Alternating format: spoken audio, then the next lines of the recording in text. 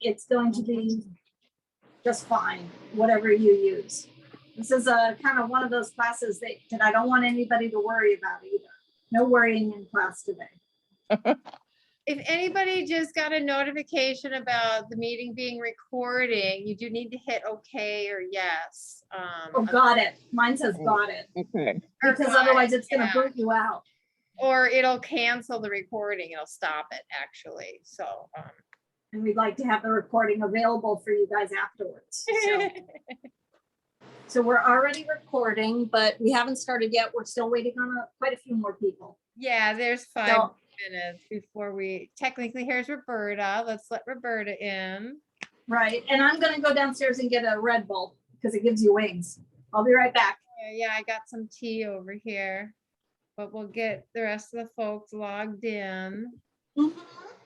Hi, Roberta.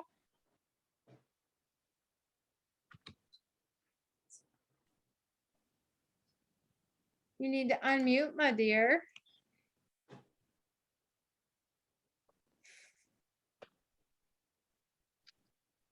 Hello, good afternoon.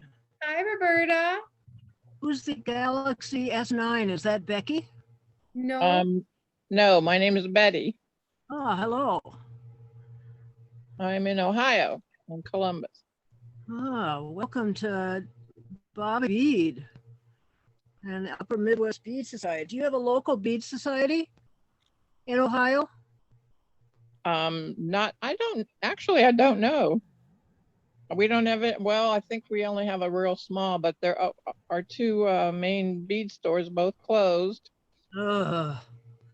And I had one right next door to Trader Joe's that I actually practically lived there, and it was 10 minutes from my house. It was like, oh, this doesn't happen very often, but she finally closed up.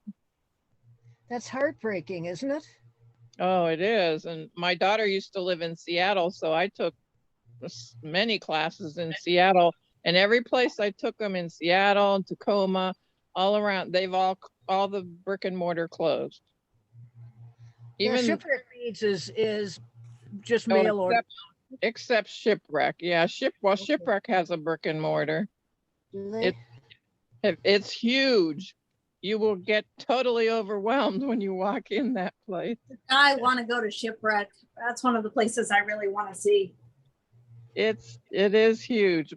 Before my daughter left, they're not there anymore. So I made a trip to Shipwreck, and I went down. They had every single color of fire polish you could imagine, and I wrote down all the colors that I like, because you can't tell online. No. You No, want you really can't.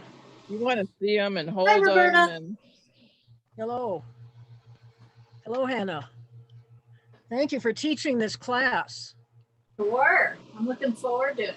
Yeah, I agree. You can't see everything online, Betty. You really can't. It just, I mean, especially this computer, this one right here,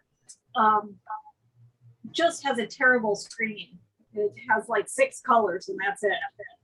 wow. Joanne, you gotta unmute. I'm on mute. All right. How you doing, Ann? Hey, honey, how are you? I'm good. I see somebody's running her dog to the doctor. Say that again? Somebody's running her dog to the doctor. Yeah, Ann has to.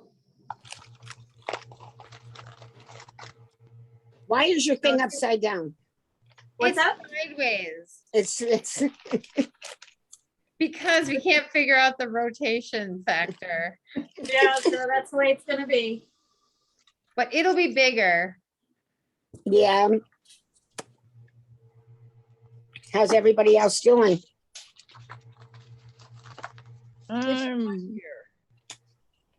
it's not as hot as some other parts of the country, thank heavens. Did you guys get tons of rain? No, we're in a major drought.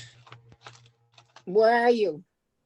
I'm in Columbus, Minneapolis. Ohio, but yesterday when I heard the news, they were talking about people going down their streets in boats and It was flooding, but it was all on the other side of town. We got nothing on my Which side. side of town are I you just on? got a I'm near notification. Dublin. I just got a notification that I'm gonna get some rain. Good, send some to me too. We haven't had rain here in about 2 months. Well, yesterday was the first day we haven't had rain and we've had 3 major storms here. Wow. So Hannah, you have you guys are seen really any- flooding. Have you seen any fires, Hannah? Yeah, well, I mean, we haven't seen them personally, but we have had a lot of ash to the point where the dogs were having trouble breathing and I was having trouble. Is Karen So- coming? She should be here. She's coming in from, she's at Half Moon Bay right now, and I talked to her earlier today, so I do know that she has internet. So Yeah, because she told me she was gonna be on. yeah, she'll be here. I just heard today on the radio that they were finding that those that were in that fire zone in California, the COVID cases are increasing because it's in the smoke and the. Yep, yeah, we just read that too here, and I'm down in sort of southern Oregon, just over the California border by about 55 miles. So, we don't have the rain and the gray weather that northern has, but we do have California weather, You're and great. it's been bad. We finally are at that point where the hospitals are getting overrun here. It's the first time here. It's taken that long for it to almost a year to get to us. Wow. But the hospitals now are overrun here, and it's mainly the Delta. Variant, really? Well, the hospitals in Texas and Florida and Oh yeah, they're critical stage now. and Louisiana, they're all critical states right now. I'll tell you, I'm a retired nurse, but I retired before last year, so I had the emotions that you I'm gonna get. move this camera around for a minute and see if I can go make sure that Karen has I think I She sent is, her there the she link. is. We're bending her Okay. now. Okay, good. Don't worry. There she is. There we go. Hey, Karen.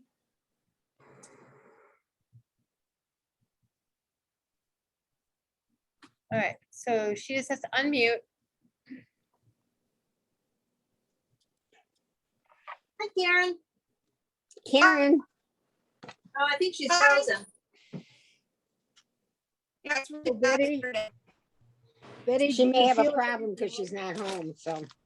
Right. Betty, do you feel as though you dodged a bullet by retiring Oh, when you yes, did? very much so. Oh my goodness, Karen, look how long your hair is. yeah, it's getting there, huh? Yeah. Yeah, it looks great. Can you guys hear me Karen, I okay? got my package today. Oh, good. Yay.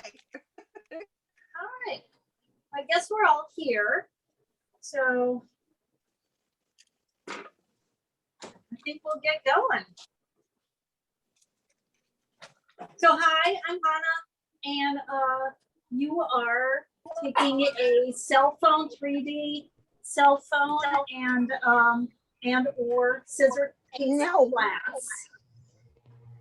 And we are recording this. Let Rochelle tell you about that in a bit, so that you know. You there, Rochelle? Oh, yeah, so we are recording this, so it will be, we're gonna be posting it on our Upper Midwest Bead Society private page. And then the people who take the class will be able to have, we'll send you the link, then you'll be able to watch it over again. So only the people that took the class today will be able to see it. But we have to have a place for it to live, so that's why we'll post it. We have to put it on and so it'll take about depending on what Maggie's timeline and Rob's timeline, of maybe about a week, and we'll send you the video link. So you'll be able to contact and take a look at this. In addition, you guys all got the tutorial, right? Yes. Yeah. Yeah. Okay. And so you should be able to now, usually what I do during a class, especially a Zoom class like this, is I actually give you my, cell phone number. And if you get stuck, I ask you to take a photo and a text message me. I'm not sure how that'll work because I'm currently using that cell phone right there you to record, but I should be able to go check it if you guys have questions. It's usually easier for me to go ahead and see what's going on in a photo than on my screens, because my screen's one of them. This one right here is just really bad quality, and then this one right here is itty-bitty. So once again, my cell phone number is 740-739-7054. And once again, so if you have questions, you can always put questions in the chat and that'll come up for me. But if you have questions about what you're doing, you think you've made a mistake, it's usually easier for me if you take a photo with your cell phone and then just text it to me, because then I can see usually exactly what's going on. Michelle, do we need to tell them anything else about the Upper Midwest Bead Society before we get going? Other than if you're not a member, we all encourage you to become a member, because we have all kinds of things going on. On one Monday night a month, we have special speakers from international famous designers, and then we offer a whole lot of incentives along with all of those. So that would be Monday, August 13th is our next one because of Labor Day. So it's always September, honey. September, sorry. Because it's normally the first Monday of every month, but we have Labor Day in September. So we have Alexandra Sidorenko is our speaker. And so the September class or Monday meeting topic is the history of Ukrainian beadwork from ancient times through, starting with cross stitch and et cetera, and moving into modern day beadwork. So the history of Ukrainian beadwork is that class. So we encourage you all to join the Bead Society, and then welcome. I know Joanne, you just joined, so welcome. You are a new member. You're president of one Bead Society and a member of another. Vice president. Vice president, okay. So Don't take that away from Dale. Oh, that's right. I don't mean to, but it's we want to join bead societies together and do events like this together. So if you in Ohio or wherever you are in all your parts of the world have bead societies that want to do events, cross promotion with the Upper Midwest Bead Society. Hannah is on the committee with me for the monthly programming. And so we're always looking for new fun things, and then, always cross promotion is better. Is there a website with info on joining? And Sure is. It's umbs.org because it's Upper Midwest Bead Society. So umbs.org. okay. And then we have a Facebook page as well, which is UMBSMN, Upper Midwest Bead Society, Minnesota. And so you can see a lot of the events cross-promoted on Facebook there too. They had Auntie Rochelle. Oh my gosh, look at that sweetie. Oh, what a doll. Oh, she's a cutie pie. All right. But she's No, also a bad. She's also into everything. Yeah. No. That's because she's a puppy. She's going to be 2 in November. That's a toddler or a teenager. What is it in dog years? She's still a puppy. There's puppies for life. That's what they are. I love it. Oh, there's Auntie Karen. Where's your Auntie Karen? Do you see Auntie Karen right here? Hey, Rochelle, can you make this one a co-host? Oh, absolutely. I thought it Oh, was. I think you did. You did already. My You bad. are. Yeah, okay. So I want to start just by talking to you about this design that we're going to be doing today. Here's the and that should be spotlighted for everybody. Is that right? You Yes. have the spotlight of your tray, and then you've got your screen share of the pattern. Right. Right. All right. So so this you should have gotten this in, but I want to talk about where this whole thing started from. This all started from my, oops.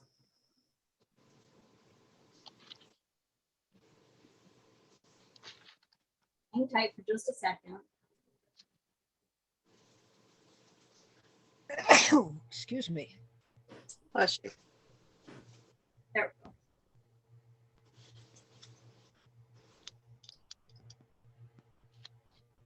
we go. So is this showing up on everybody's screen? Is the screen share still showing up? No, just your bead tray. Your pattern Okay. disappeared. Okay. I think I did something wrong here, guys. So hold on just a second.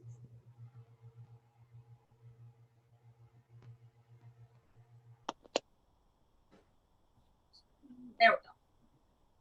So this pattern actually started out as my 2021 Toho challenge, which you can see here. You can see that I've got the braid on the side here. You can see the tassels, some of the edging. So this is all something that came about as a result of this year's Toho challenge. And a lot of the techniques I'm going to show you today are ones that I use on this year's Toho challenge. I'm not going to show you the tambour embroidery that I did, but each one of these tiny little, can you see these little petals here that I'm pointing to? Yep. Right. Yeah. These I'm going to show you. I'm going to show you the braid. I'm going to show you the tassels. This edging that's right here and right over here is the edging we're going to use on the sides. Cool. And one of the original things that I wanted to do was I wanted to use the same colors, because you can see that this piece right here, it's a very different look than the final piece that that I ended up going ahead and using for the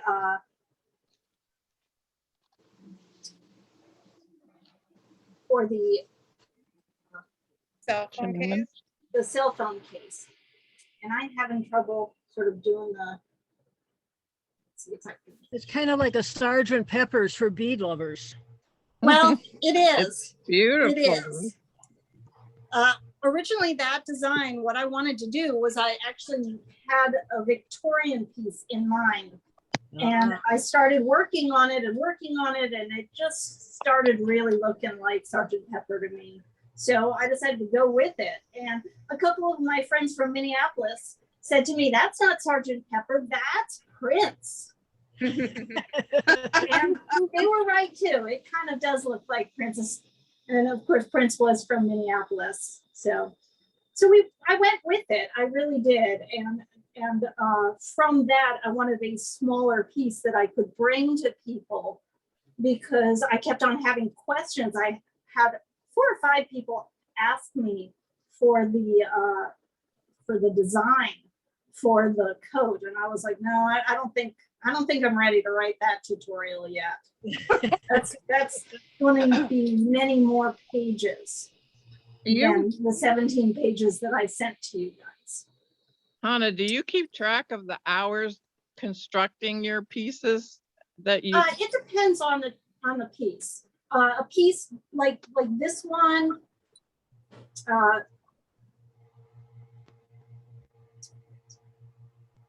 don't know whether or not is the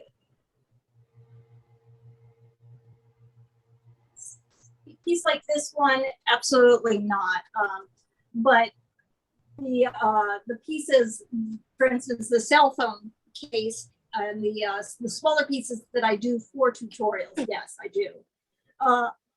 Is the spotlight still showing? Am I still screen sharing, or is that done? You're screen sharing, and then you've got your tray spotlighted. Okay, yeah, it's my computer's misbehaving, which does not surprise me. Is your screen share stuck? Yeah, it seems to be, because I see myself. Let's see if I can.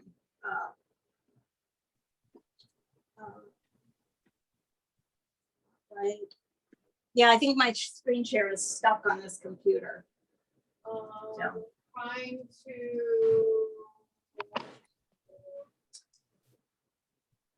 Well, that's all right. We're gonna get, I think, going, and we're gonna get going on the tutorial itself, unless you guys have any other questions before we start.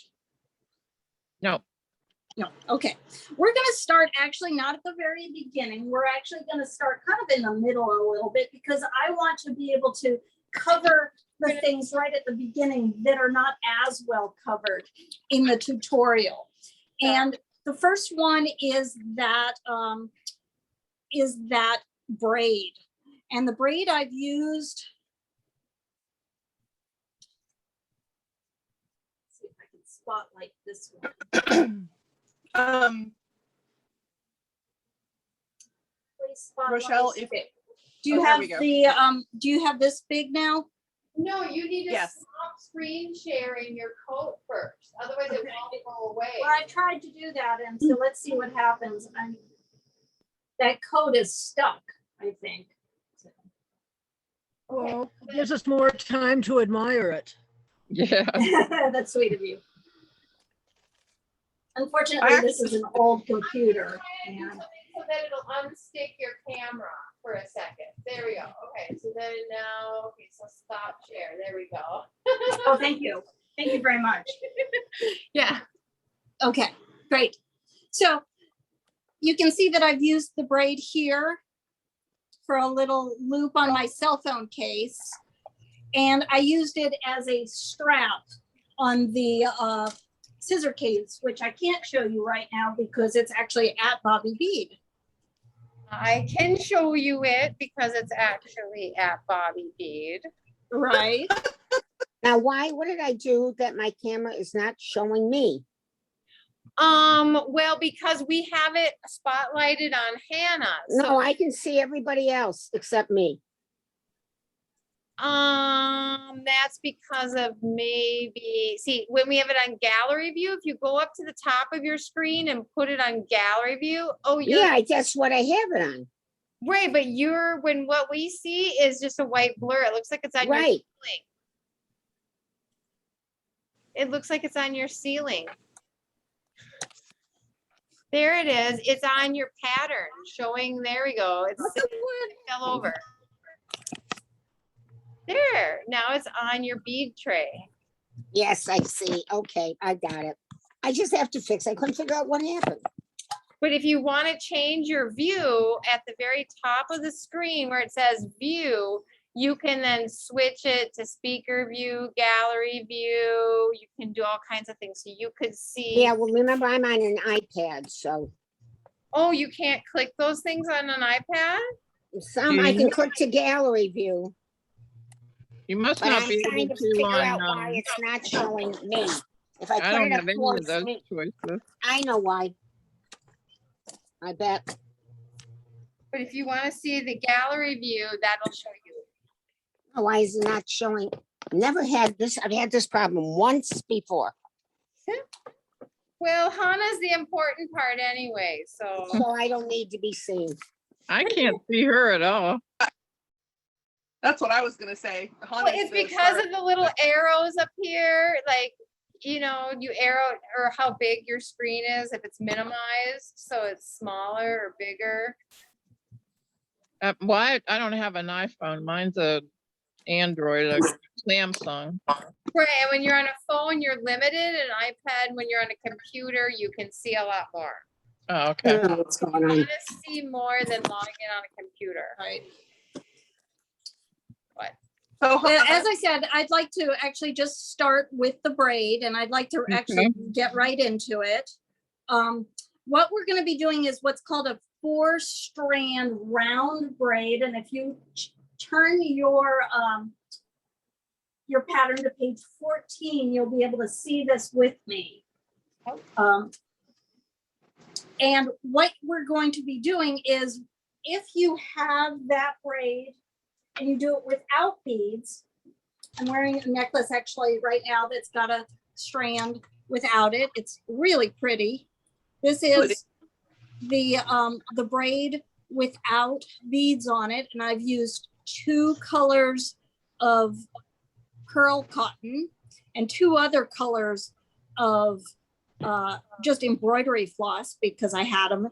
And I was trying to make something to match something that I was doing for Peace Day. But this is what it looks like without the beads. And then with the beads, once again, it looks like this. This one is a little bit looser. And then I think Rochelle can show you the one that's attached over to the cell phone case. Not the cell phone case, my bad, the scissor case. And what you do is you just start by going ahead, and I've got my 4 pieces. I've only attached 3 of them here so far. I've got my 4 pieces that I'm going to use. I've attached 3 of them already to a jump ring. And then I've got this string that's actually attached to the side. Let's see if I can go ahead and show you this so that you can see how it's attached. See how it's attached with a little binder clip there? Okay. So that I can really pull on it. This helps me to get enough tension that it's not going to be all loose. So I do actually have a mistake already, unfortunately. In your tutorial, I told you to cut a piece that's 1.5 times the oh no, I did it. Okay, it says 3 times the final amount, so that when you loop them through the jump ring, see how this is looped here? It's 1.5 times the final amount. So if I want a, say, 10-inch necklace, I don't know why you'd want a 10-inch necklace, but I can do that in my head. Then I need to cut a piece that is 30 inches so that each one of these, when I loop them through, is 15 inches. Make sense? And you can see that just for the bulk, I've got 3 pieces of this color, 3 pieces of this color. So it's 6 when they're looped. And then this one, I've actually started to add my size 8 beads. Joanne, since you have size 6s, this is where you would add your size 6 beads. Okay. And you can see here, I've gone ahead and I've actually got it with a darning needle. I've asked you guys to have a big eye needle, but a darning needle will work too. I've just gone ahead and I've strung them up here. I'm going to go through the thread, and then I'm just going to go back down through all of it so that I've got a nice loop there. This is the little soldered or split jump ring so that it can't open up. So the first thing I do is I just thread all my beads. Let me go back down through these, and then I'll show you how I go ahead and start braiding. It's so easy, but unfortunately, this is one of those things that as soon as I show it to you, it's going to be super easy. As soon as I started trying to describe it, it was super complicated sounding. So it's way easier in person than I made it look in the tutorial, which is really why I wanted to start with this while we're still fresh. And I wanted to make sure that you guys saw this right away.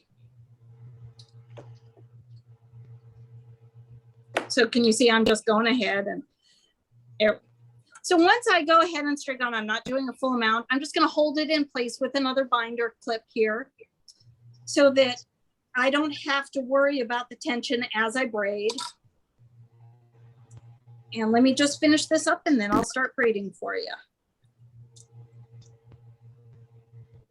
Is what you said about the length, cutting the piece in the tutorial, because I can't see the tutorial. I thought I made a mistake, but it's correct. Okay. So, you know, after 15 pages or so, I don't even know what I'm writing anymore. Yeah, it's right underneath the picture It's, of it. So you did really yeah, well on it's- page 14. It's page Okay. 14, right? Yeah. Yeah, and it says to cut 3 times the final length you want, so that when you loop it around, see how it's looped?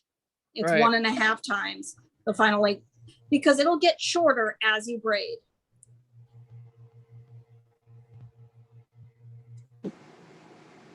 Alrighty.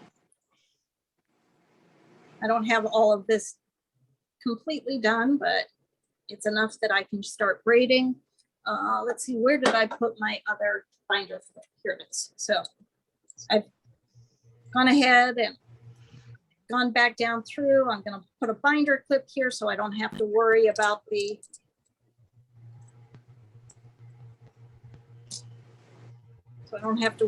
it being loosening up. Okay. So it doesn't matter which side you start with. I always start with this side just because you're going to go under 2 and then over the last one. Okay.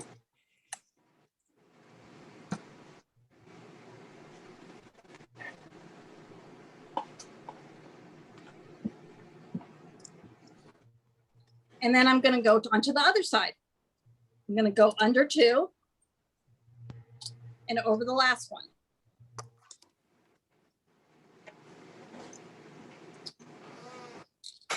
Now I'm back onto this side. I'm going to go under 2 and over the last one. That's it.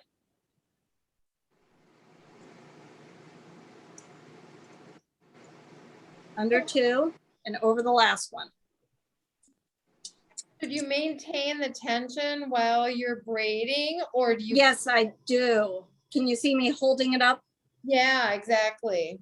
Yeah, you want to, and that's the reason that, let me just, For the clippy do and all that. yeah, that's why the clip is really nice. Or you could, you know, tie it onto the rung of a chair. So under 2 and over the last one. Under 2 and over the last. Make sense? Yeah. So once again, I'm going to go under 2, 1, 2, and then over this last one. I leave this one alone. Under 2, over that last one. Under 2, over the last one. Under 2, over the last one.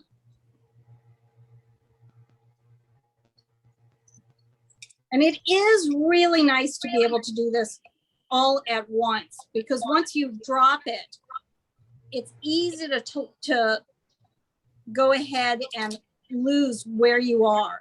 But let me show you how you can find that. You see how this one up here is higher than that one? Can you see how Yeah. this one's higher? That's the next one I'd do.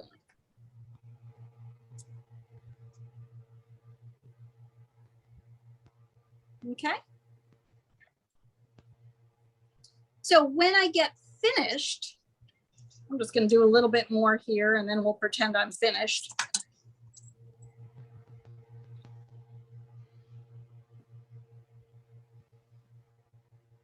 You can see I've only strung that many beads on this side. So we're going to pretend this is the full length of our tutorial. Am I off the camera? I am. You're right on the edge, yeah. Okay, let's move the camera down a little bit so you can see.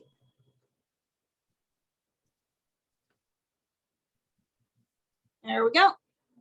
Okay. So you can see that I'm pretty much done with that row of beads there that I've added. And you can do it so that you add more than, you know, more as you go along. If I wanted to add more to this, I could add it here. But we're going to pretend I'm done with that. What I'm going to do is I'm just going to take these extra beads off.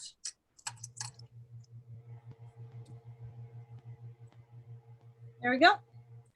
And I could do one of two things. I could either tie a knot here, or I could go ahead and take one of these and wrap it around. I like this better. Can you see? Am I on the camera here? Mm-mm. No, I'm not. Okay. Sorry. All right, let's do that.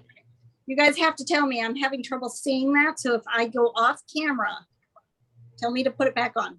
I'm on camera now, right? Okay. Yes. So I've taken one of these and I can just wrap it around. And this makes a smaller, and then I can go through.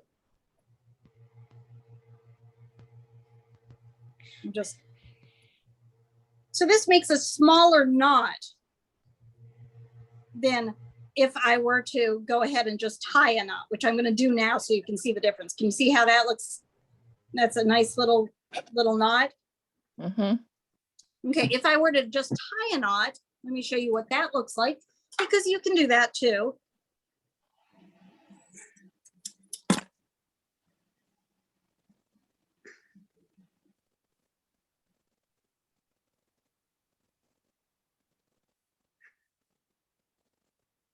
So the nice thing about this kind of a knot, although it's bigger, is that it has all the colors in it. See that? The other one, you only get one. So there's my 4-strand braid.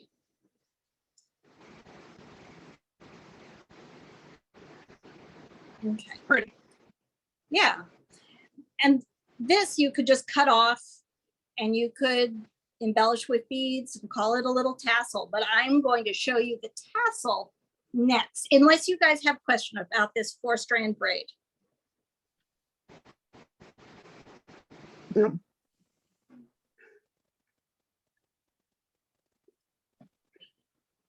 Hang tight for just a second.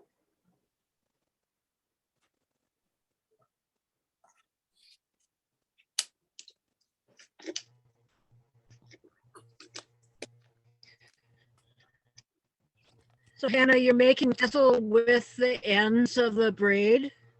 Say that again? Are you making the tassel with your ends from a braid? Well, if you take a look at the photo, which I'll try to bring up, you'll see that I've got actually a separate tassel on the on the one that I've used on our Oh, on the very scissor bottom. case. So let me try to bring up that photo. I'm still having trouble with this screen share business. Here, can you look at my little camera? Let's see. Oh, there you go. Can you Let me see that? This is the tassel on the bottom of her scissor case. There you go. So the bottom tassel, there it is. Can you see, guys, see that? Yeah. The bottom Yes. tassel is a separate tassel. Now, would you show the side where the thing is? There we go. So that is the end tassel from this braid. So there are two different tassels. One of them is just the end tassel from the braid. The other is a separate tassel. And I embellished them the same way so that they would look identical. Thank you. Let me. So let's actually just go on with your permission to the tassel. Are you ready? Yes. Okay. I love making tassels. I'm really into making tassels these days. So there are two tassels. One of them is the end of the braid and another is a separate tassel on the case that I've made for the scissors. And then for the cell phone case, it's the same thing. Here's the end of the braid tassel for the cell phone case, and there's the separate one. There it is. For the cell phone case. So let's do a tassel next. And what I've noticed is that these guys are great for making tassels. And I think I started with oh, 3 or 4 tassels for the coat. I have a real problem with fringe. And I decided the coat wasn't going to have any fringe. And then I started making tassels, and then I made more tassels, and now the coat has fringe. So anyway, I've been making tassels all over the place lately. There's a pendant I'm working on that's got a tassel. And here's these guys.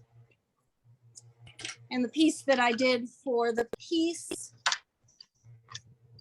day has a tassel on it. Oh, that reminds me, the way I did the ends of the braid for this piece is I just went ahead and made knots and then stuffed them into cones. That's a way to finish them nicely as well. So let's go ahead and make a tassel. And I pulled colors aside. Hold on just a second. But I was going to do this. What page is the tassel on? Yeah. Hang on, I will tell you in a second.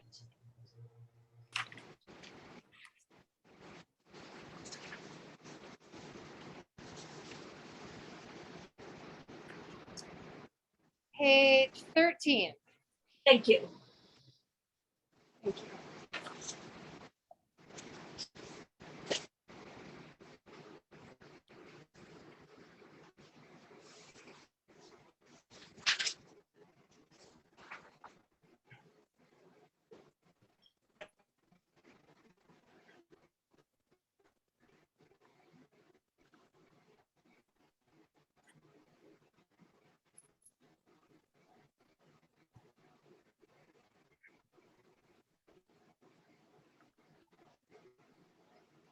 Oh, we're stuck back on that again, are we? Did Yeah, we ever get unstuck from that? I did unstick you. I thought, but This computer is really a problem. That's one of the reasons that I really like to work with the two of them. you're unstuck, so you could screen share something else.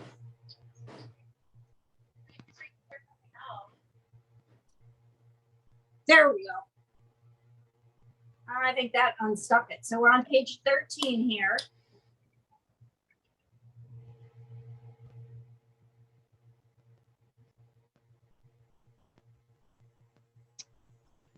There. So what I found once again is that these guys, these boxes, work really nicely. Oh, the tassel.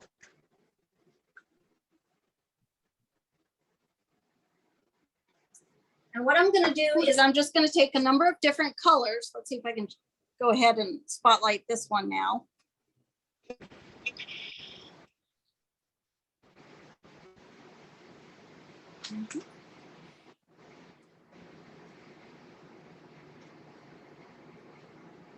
Can you spotlight my my page, my not my page, my beadboard, Miss Rochelle? It says it is. Oh, okay. So all I see at half the screen is your beadboard, the other half of the screen, the tassel. What about Oh, everybody else? nice. No, Okay. Is that what everybody else sees too? Do you see my beadboard here? Yes. just beadboard and the tutorial. Right. Perfect. If you don't Nice. see that, double click or click it on the beadboard. So what I do is I take a piece about 6 inches long. This is longer than 6 inches, but I just kind of cut it and I lay it across the top here of whatever color I want to use. I've got these 3 colors. They don't match what I'm doing, but I grabbed them and they're fun. And I'm just going to start wrapping. If you want to go ahead and tape this down on each side here to make it easier for you, that's fine. You can go ahead and do that. I just hold it in place because once you start wrapping, it gets real easy. It's real easy. And you're just going to wrap from the bottom to the top and over the top of it I like at least 2 colors with 10 wraps each. But the more you do, the more luxurious your tassel is going to be.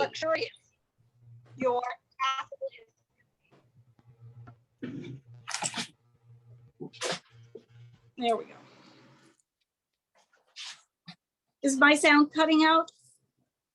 We have a little bit of echo, but Okay, I think that this thing is on. Hold on just a so second. how many yards of yarn do you or whatever do you use for an average tassel? It depends on how thick I want it to be. And you're wrapping just- singly? You're not like wrapping a triple or double or No, I just do it single, and I do, you know, at least 10 of each color and at least 2 colors. In this case, I'm going to do 10 of each color and 3 colors. So we could work out the yardage if we wanted to by going ahead and measuring this. These are what? This is about 2 inches. And the sides are maybe what, a half an inch. So 3 inches by both sides is 3 inches by both sides is 6 inches times 10, and it's 60 inches of each color. Is that right? Did I do that right? something like that. So you wrap the first one and then you wrap the second one? I do. Okay. So here I am just wrapping the first color and wrapping the second color. That pink, I had a piece that only wrapped about 5 times, so I decided to quit there. So I'm going to do 10 of the dark blue, 10 of the magenta, and 5 of the pink, because that's what I've got. And then you cut off your extra that you've got dangling? I do. So here we go. I'm just cutting off. Here's my bobbin. I'm just cutting off my extra. There it is. I do have a tendency to take my pearl cotton and put them on these plastic bobbins beforehand because I really have trouble with the skeins. The skeins tend to get really badly, they have a tendency to get really badly tangled. I've been untangling skeins this whole time. So yes, that's what I should have That's what done. I'm doing too. Homework. You know what? I use those round bobbins. Yeah, the little from Kumihimo. Yeah, Right. And when you go ahead and get one of those skeins, I usually undo it and put it down on the table like this, and then I can unwind it without it getting tangled. So I've got this wrapped, and really just don't worry about it all that much. You know, as long as you've got like 20 wraps of a color or 2 colors or 3 colors, I don't tend to do more than 3 colors. Otherwise they get really busy. I'm doing 5. What's that? You're doing I'm 5 doing colors. 5 You're doing all 5 of your colors, aren't you, Karen? I am doing all of my colors. Oh my god, they're like gonna be so glorious. I love it. But you may want to do less than 10 wraps of each then, because otherwise it's going to be really, really huge. Right? A big tassel. So, Right.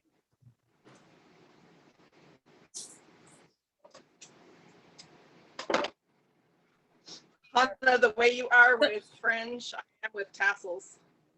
what's that? The way you are with fringe, I am with tassels. I love tassels. I do now. You know, it's just. So anyway, I've got my piece here that I cut originally that I said was 6 inches. This is really closer to 10. And I'm just going to go ahead and I'm going to do a really tight knot there at the top. There it is. And I'm going to slide it off.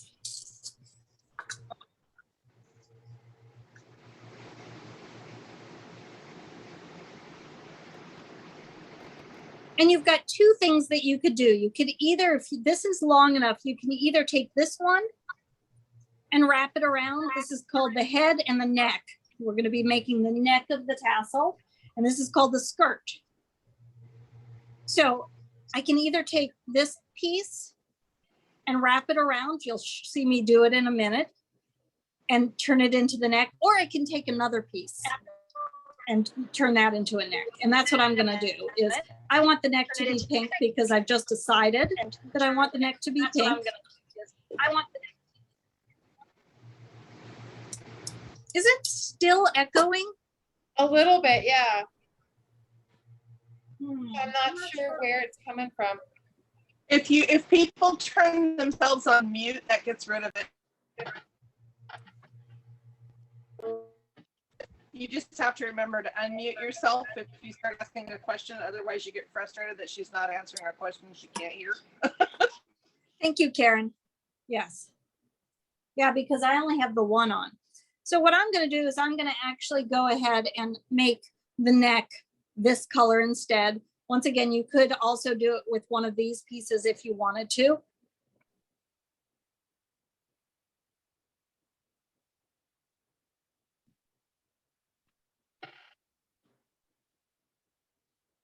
So I'm going to take it. I've gone it and put it, you can either put it on a big eye needle, or you could go ahead and put it on a darning needle. Tie a really good knot wherever you want your neck to be. It's up to you how big you want the head to be compared to the skirt. I like the heads to be a little bit on the smaller side. There we go. So I'm going to just tie it right there. Okay. I'm going to push this end down so it's part of the skirt. This is the end that has the needle on it. And I'm just going to wrap that around 3 or 4 times, whatever makes you happy. Whoops, sorry about that. I hit the camera.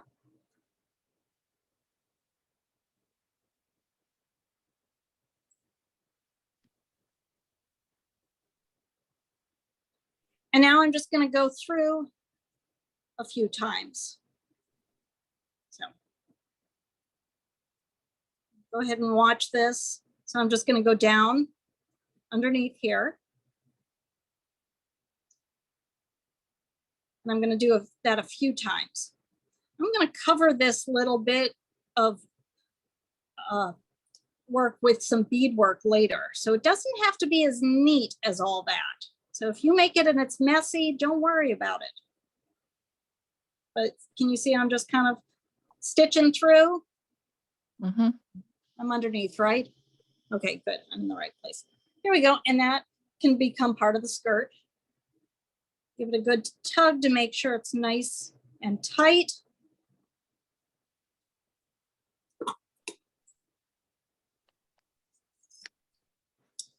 Cut it.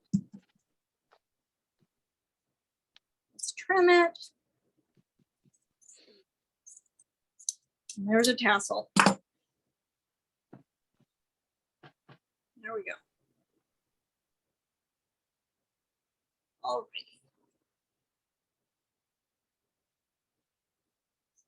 So that's it for the fiber work. Who's ready to start beading? Yes. Yes, I am. Let me give you a little bit of time to play with that. I see some people are making, so let me know when you're ready to start beading. Okay.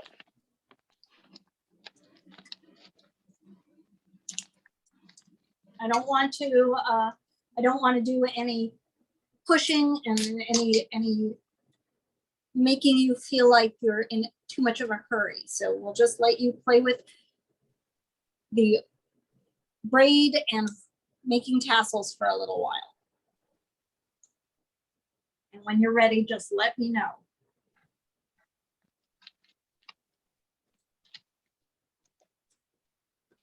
So then you just cut the bottom of your I tassel. did. I just cut the loops on the bottom and trimmed it up.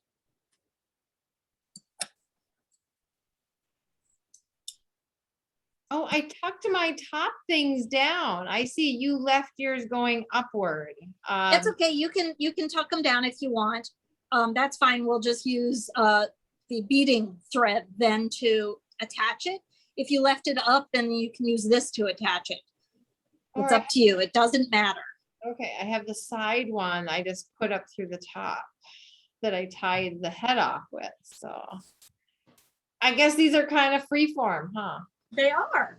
I love it. They're that easy and that fun. Once again, on a tassel, this is called the head, the neck, and the skirt.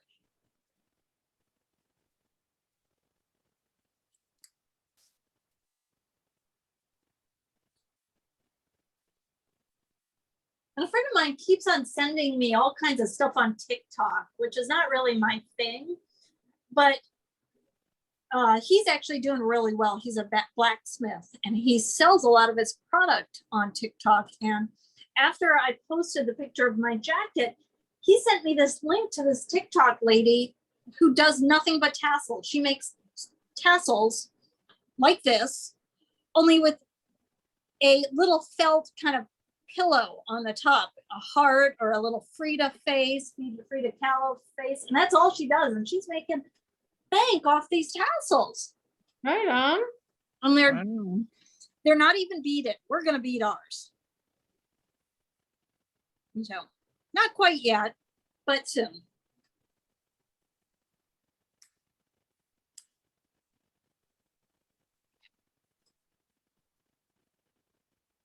Yeah, the pearl cotton really holds together better than embroidery floss. I had some It stuff, does. I just added it to as the third color for the tassel, but it's like Yeah. kinda crazy. This one I've got the embroidery floss in it. Can you see? Here's the embroidery floss and here's the pearl cotton. And the nice thing about the embroidery floss is actually you can unspin it and so it gets fluffier. But I do love the way that the pearl cotton just has that this ply Yeah. and the look, and it's just really easy to work with. That's what I use for my dolls, Yeah. but I use 8. Oh, a heavier gauge. No, it's lighter. Oh, Yeah. It goes down. So. It's thinner. Look, if you take a look at the doll, you'll see how thin it is. well, I just wear the doll you made. I guess I haven't examined it so close. That's okay. I'm glad you wear her. Of course, she's adorable. So the neck, we're going to bead in the same way that we do the edging. And I'm not going to do that yet because I want to show you the edging. It's actually easier to do it on a large scale than on a small scale, but we're going to do the neck in this same sort of peyote stitch edging that I'm going to show you a little bit later on. And then if you take a look at your tutorial, I think it's that same page, page 13, you'll see the beadwork that I actually put on the bottom of the tutorial or on the bottom of the beadwork here. I've actually added a few extra little doodads, but this particular fringe should be on that. And that's something that I added right at the end after I was done with anything else. I'll be showing you the edging work that I use over the top of this neck, but I don't think I'm going to take time to show you the peyote stitch fringe because I think that is well enough documented in the tutorial that you'll be able to do it easily. Now, if you think I'm wrong and you have questions, feel free to ask about that.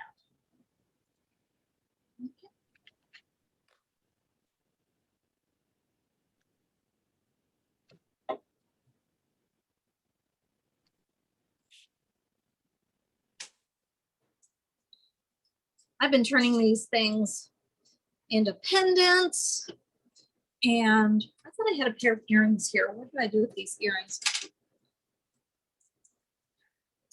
I have no idea what I did with the earrings now. It's amazing.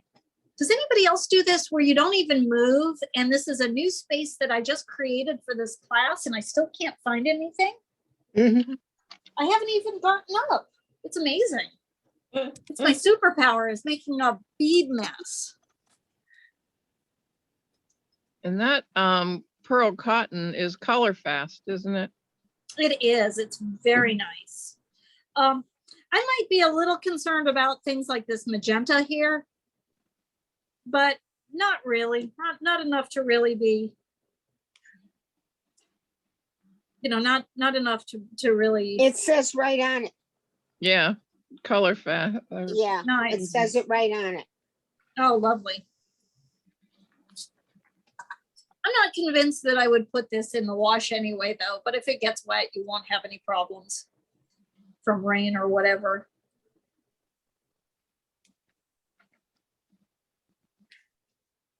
I'm gonna see if I can find those earrings. I think I left them downstairs. I'll be right back. You guys are doing okay? Yeah. Okay.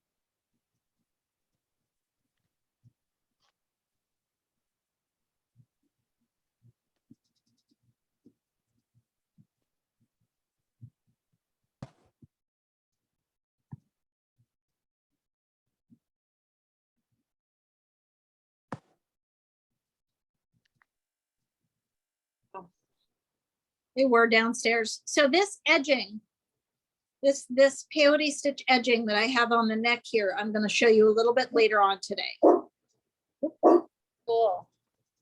But yeah, I'm doing absolutely a bazillion different things with tassels these days, apparently. When are you going to do a class on those earrings? Oh, as soon as I've got them worked out, honey. Aren't they pretty? They're really, One of really my favorite pretty. things about 2-hole beads is that they just can capture. There's a rivelet underneath there that's got some shine to it, and these 2-hole beads are just really quick way of capturing the crystal rivelets. Sorry about Chewy there. He's having a say. Do you use those parpuka beads that Helen? I haven't used them distributes? yet. No, she's got, I think she's got the new, what she's got is the new cabochons. I don't think they have holes in them. And I'm not sure about that yet, but I haven't gotten any yet. She got them right when they first came out. So she is premiering them, I think, on her site and a couple other places, and I haven't even seen them yet. I'm looking forward to seeing them. So, how's everybody doing on tassels? Is there anybody still working on it? She Ready is to- Chewy. Yeah, that's Chewy. He's, And I don't she know. just heard her. what's that? Amber just heard her and started Oh, barking. that's funny. Hannah, to go back. Here, chat. Did someone have a question? Oh, yeah, thank you. I can just write it in chat though, if you're at a point where you want to keep working. Okay. Okay. So is anybody want me to give them a little more time for these tassels, or do you want me to start talking about actually the beadwork on this guy? Yeah. It's up to you. Okay. Go for Right. it. One of the things I had asked you guys to do was to go ahead and cut the pieces out and baste them. And you can see I was running low on ultra suede, so I decided I was going to go ahead and turn this into a little amulet bag, my little leftovers here. So that's what I'm doing with this guy. This is going to be my outside, which is a piece of velvet I found, and this was all the ultra suede I had left. So I'm going to be working on this. And you can see that I've got it basted together. It's just a piece of the lacy stuff or Pellon or beading foundation or whatever you've got. And it's basted to the outside here. And I'm hoping that you guys have that done already. And then the next thing I'm gonna do is I've got this motif and I've gone ahead and cut out. So go ahead and do that. We're gonna go ahead and start our foundation for 3D of embroidery. And I'm gonna cut 2 pieces of it.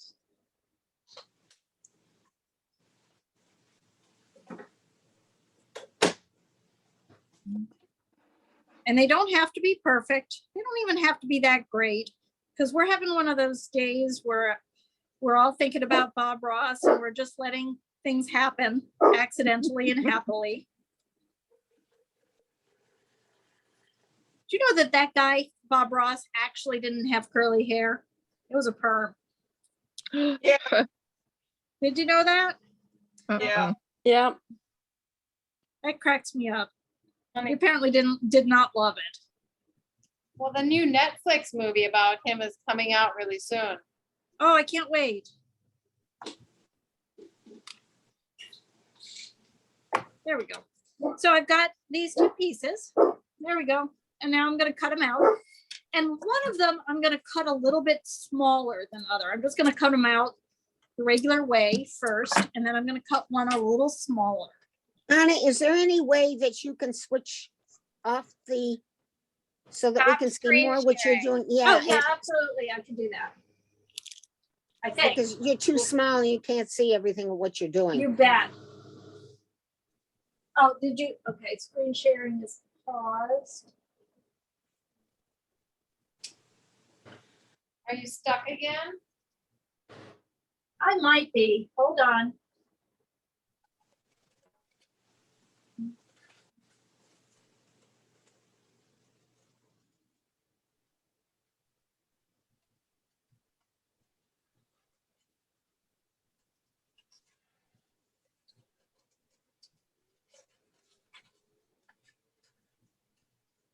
There, I just stopped your. Oh, thank you. Yeah. Thank you very much. No worries. So we cut the pieces that you've drawn out of the paper. I've cut the, yeah, what I did was I had this original pattern Right. and I cut it out. And then I transferred it onto the lacy stiff stuff twice. And now I'm cutting those out of the Okay. lacy stiff stuff. Or the Pellon or the beading foundation, whatever you want.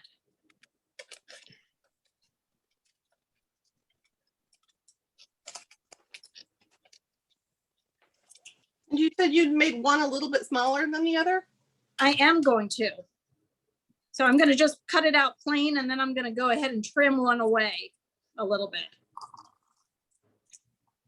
And you can see I'm not really doing a very, you could be a lot neater about it than I am, but I'm not going to worry about it too much. So I've cut these 2 pieces out and they're about the same. And now I'm going to take one of them and I'm going to trim off about 1/8 of an inch. There we go.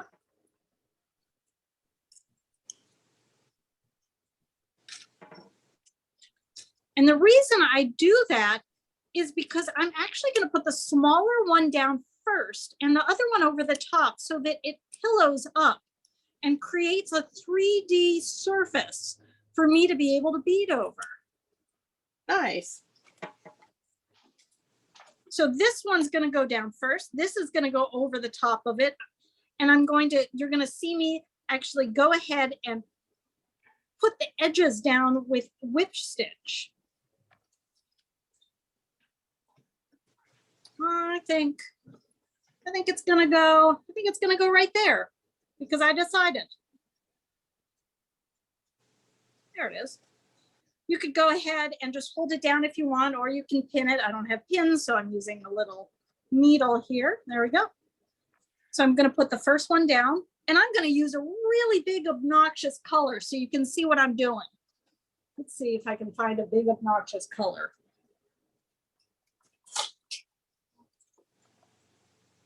You might want to use something like white or something that matches the base, but I'm not going to because I want you to see what I'm doing here.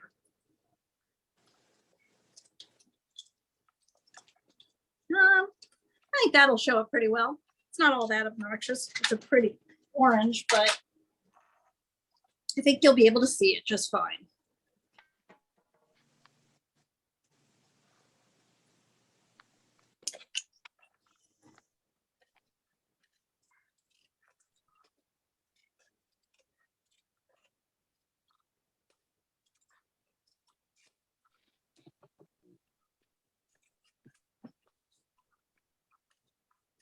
It can be a single strand. It doesn't have to be a beading needle because we're not adding beads yet. We're just getting set up.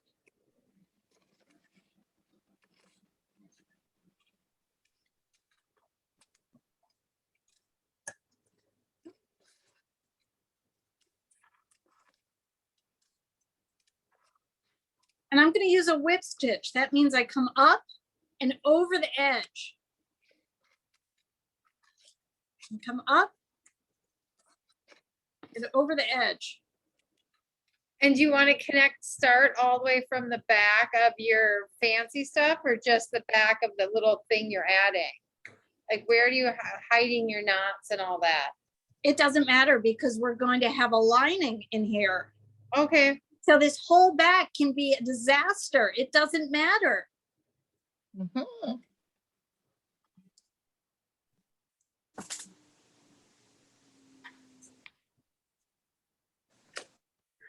Can you see those little stitches that I made? They could be bigger. They don't have to be that little. Is that showing up at all or is it too bright? Mhm. That's fine. All right, I want you to be able to see what I'm doing pretty well here. So I'm just going to stitch down the smaller one first, and then I'm going to stitch the larger one over the top. And the idea is that because I've got that smaller one, so if I'm looking at a side view, and here's my ultra suede, right? And here is my lacy stiff stuff, right? Mhm. And I've stitched down my smaller piece. Here's that smaller piece. Oh, there we go. Now I'm in the middle. Then the larger piece actually will go like this over the top and down along the sides, and you can see how it pillows. You see that? Yes. So that's what we're trying to do is we're trying to go ahead and make a pillow shape instead of just a straight up and down shape. And that's what we're doing in order to add sort of a base. Now, if you feel like your lacy stuff is way too thin and you really want it to pillow more, you could add 3 pieces or 4. But each one has to get smaller on the inside. So depending on how much you want your piece to stick out.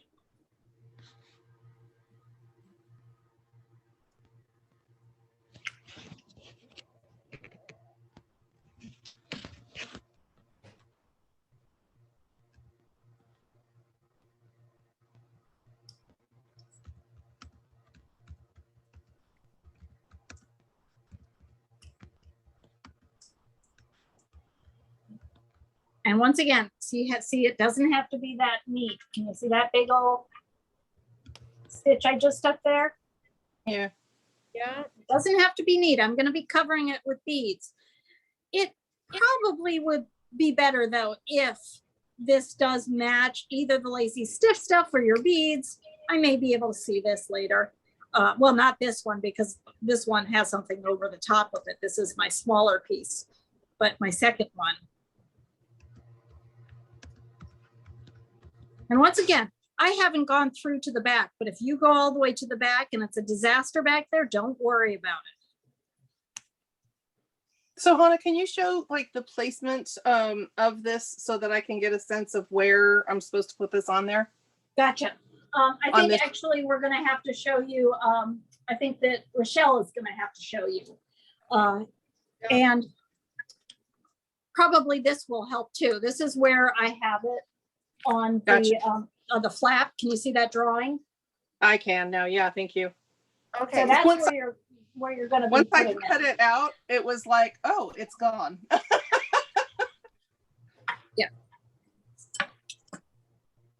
So can you see my camera? Oh With, yeah, let me see if I can make that big for a second. Replace spotlight. There we go. So can you see? Show Yeah. show her where it bends, if you would. If you would close that flap. oh, here we go. This is how it bends. And so Yeah, it's so- right kind of at the top of the bend. Gotcha. One half goes Right. one way, one half goes the other. Thank you.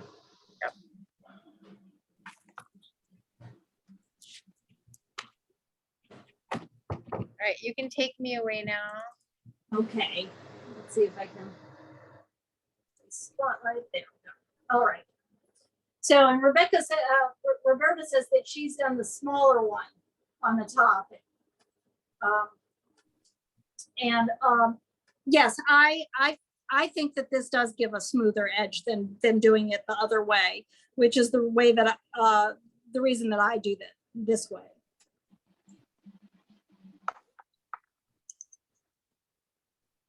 In the braid, do you use 4 strands of the pearl cotton? I used 3 strands of the pearl cotton, and then so when it was folded over, there were 3 strands plus 3 strands equals 6 strands, just to make it thicker. Does that make sense? Mhm. So.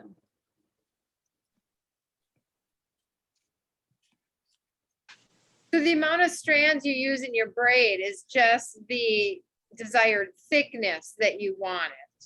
Exactly. There's no wrong or right. It's just whether or not you want to have a thicker braid or a thinner braid.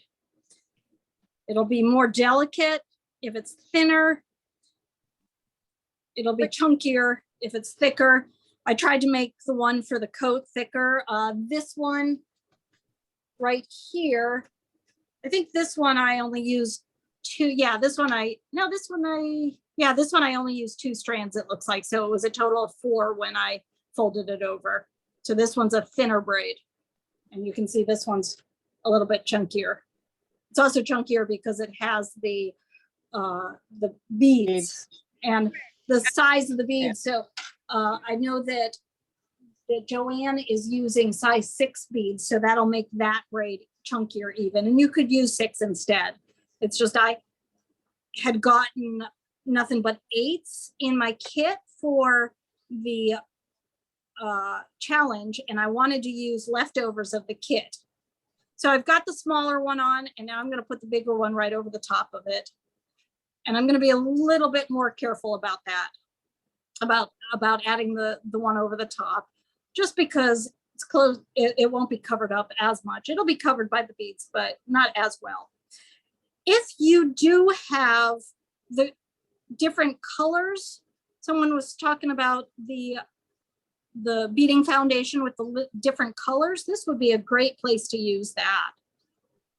I don't have it, but this would be a it in black and white. Does it come in like colors? somebody had something else. What was it called? It's Something else that comes in. It's Nicole's bead. It's through Bead-Right, Right, a and division she's- of Bead-Right. It's Nicole's bead backing.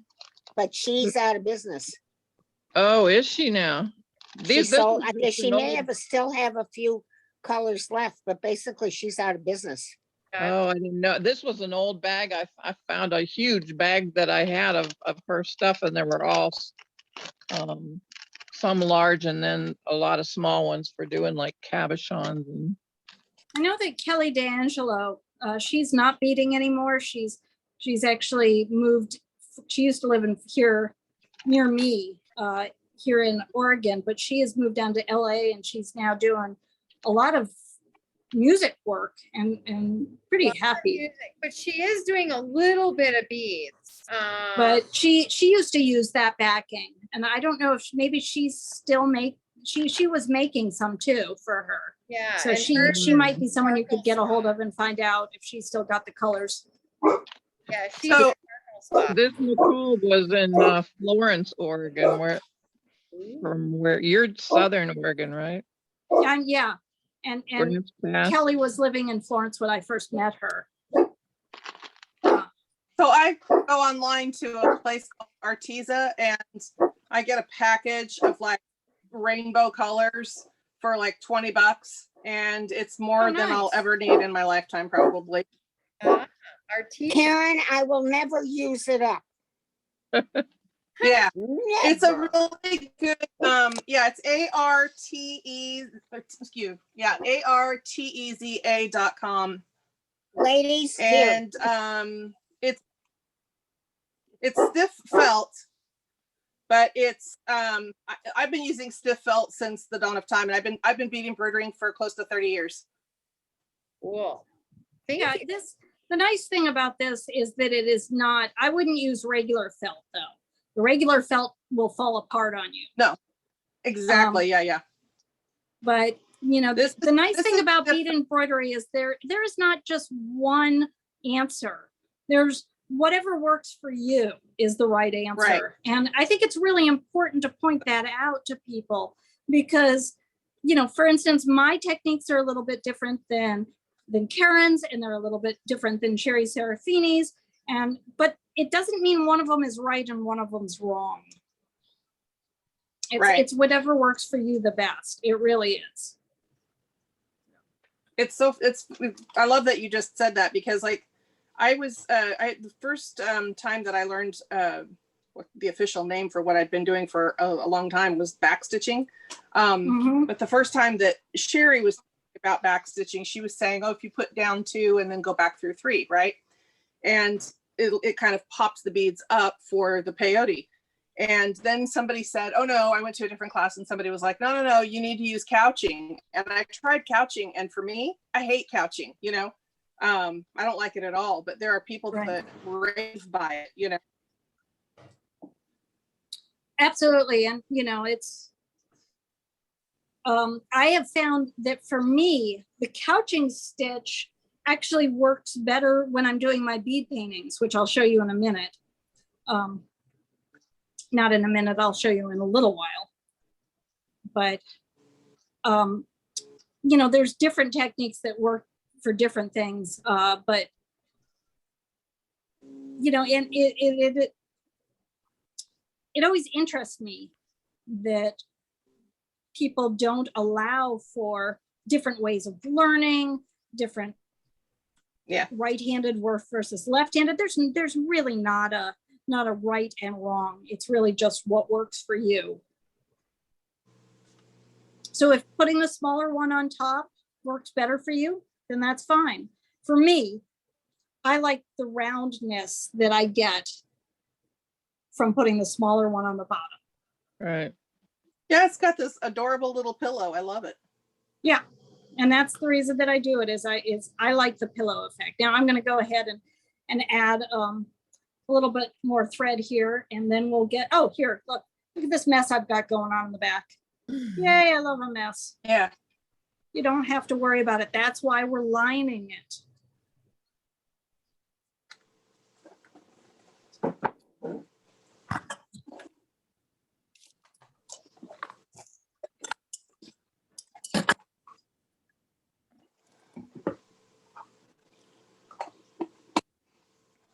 Hannah, I'm behind. Are you attaching this to the ultra suede or to the? You're attaching it to the outside of the ultra suede. Good. Right. That's all I Yep. needed. Yep. Just gotta figure where it goes.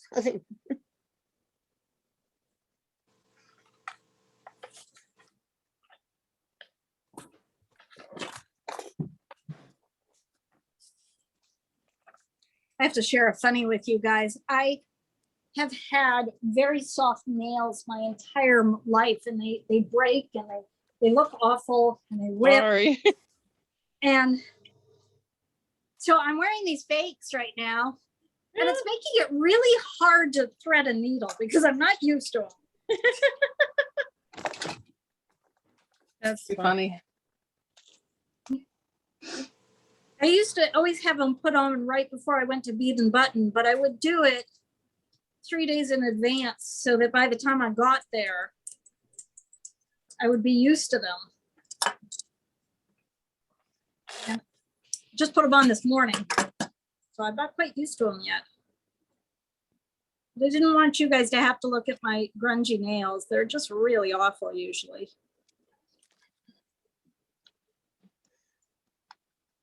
I have my nails done about once a month, and if they're too long, then I've got a problem. I used to wear mine really long when I could tolerate the acrylic on the nail bed, but now I've got menopausal eczema, which is a delight to have, and I can't wear the nails anymore. Oh no. My nails, I used to kidding, say my Terry. nails are who I. Oh no, I can't wear them. They turn out to be a hot mess, and by the end of the evening, I am in so much pain, and so I just gave up. But you know what I found is there's this nail polish that you get it at Target of all places, but it'll last a week on my nails, and so it's fine, I have acrylics now. For a while I used to do it where you put your hands in it's resin is basically what it was. But I stopped doing that. I have acrylics, so they last for me. Yeah, my acrylics used to last like 3 weeks, and oh, so good, and they look so stretching beautiful them to on. 4 weeks. Oh, good for you. When I was living in Columbus, I used to get mine done, every 10 days or so because I was teaching all the time. But this, it's all of our lives have just changed so much in the last year that, Not the truth.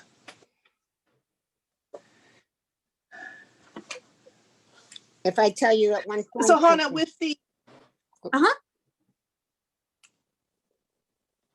did you? question with the little flower and the leaves, are we doing the same thing, making the little pillows? Well, now I want to talk about the design of this whole thing. I'm glad that you asked that. What I found, I'm going to actually ask to spotlight. So there's my little thing again. I'm going to actually ask to go ahead and spotlight the Upper Midwest Bead Society again, if you would be so kind, and to show the finished piece. If you look, before we do that, though, if you look at this, I've got the large piece here, and then I did have smaller pieces here. Yeah. But when I made that scissor case, this is up to you. When I made that scissors case, I really found that there wasn't really an awful lot of extra room. So you can see I gotcha. that basically I've got the edging, and then I've got a little corded edge on the inside of that edging. If you would put your finger down below toward so there's the peyote stitch edging, and then on the inside on the front is a little corded edging. And so that took up a significant amount of room. And I felt like if I did anything more than that, it really would just get too busy. So if you decide to do that, you may want to make a simpler version than I have drawn in the piece. I'm going to go back and spotlight mine again. Thank you very much, Michelle. I was going to make these little pieces kind of like this on mine. I just cut out small. I'm going to go ahead and spotlight Rochelle again so you can see what she's doing. There you go. So she's making little pieces. Okay. And she's going to bring them more into the center. You see that? So you could go ahead and bring them more into the center, but keep them away from that edge over there. This is just too much on the edge, and it would be too busy. Right. This was so it's up to you. You could go ahead and add those if you want to. Absolutely. Or on the back, and there's more space, but you don't see it, so that's kind of where it won't lay flat either. But I wear mine on my waist. There you go. So that's why. But yeah, I was gonna add another color of ultra suede and just do a little bit of beading. So it was a little flatter Nice. versus the pillowed one. Right, Gotcha. one would be flatter, the two would be the more pillow. It's up to you. As I said, there is no wrong answer here, although you do, if you want that corded edge, you want to bring it in from the edge a little bit more than I have. So I'm going to replace this again. Thank you very much. So you can see that this is really getting too close to the edge here, Yeah. and here, and here. You want to bring it more to the center. Okay. If you want to do it. And once again, if you want a pillow, then you do two. If you just want it flatter, you just do one. Okay. It is up to you. Do you have a measurement for what that edging, if you were drawing out a pattern, how much you should stay away? Let me go get I didn't think to bring up a, Oh, I thought it was on your pattern with the second edge. When Yeah. no, you see, this is just the edging itself, but the cording would go in a little bit more. So let me go ahead and get a ruler and I'll give you a more exact measurement, okay? Give me a second. Yeah, because it's like the width of two beads. It is, exactly. And so if each round is 2.2 millimeters, that's probably 4.4 millimeters. On average, the rounds anyway are 2.2 millimeters. Maybe a little bigger, depending on if you're using, which bead size you're using. So, I don't have the tutorial in front of me. Oh, no, if you're using it, I meant what company, like an 11.0 Toho is bigger than an 11.0 Mayuki No. round. No, I The have Mayuki round will Toho. be a millimeter or two skinnier. But a Toho round's a little bit bigger on an 11.0. Yeah. So the edging that you're going to put, that's the peyote stitch edging, is about 1/4 inch. And you're going to want another about 1/8 of an inch. So 3/8 of an inch is where you, away from the edges is what you want to stay if you want to put any other embellishment on it. Keep about 3/8 of an inch away from the edge.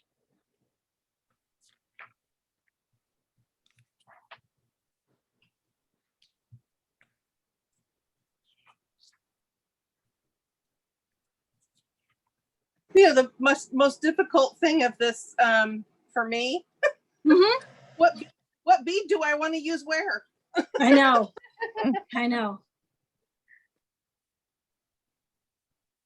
I showed Hannah my colors are sunset. See? Yeah, nice. So now I don't know which color to use where.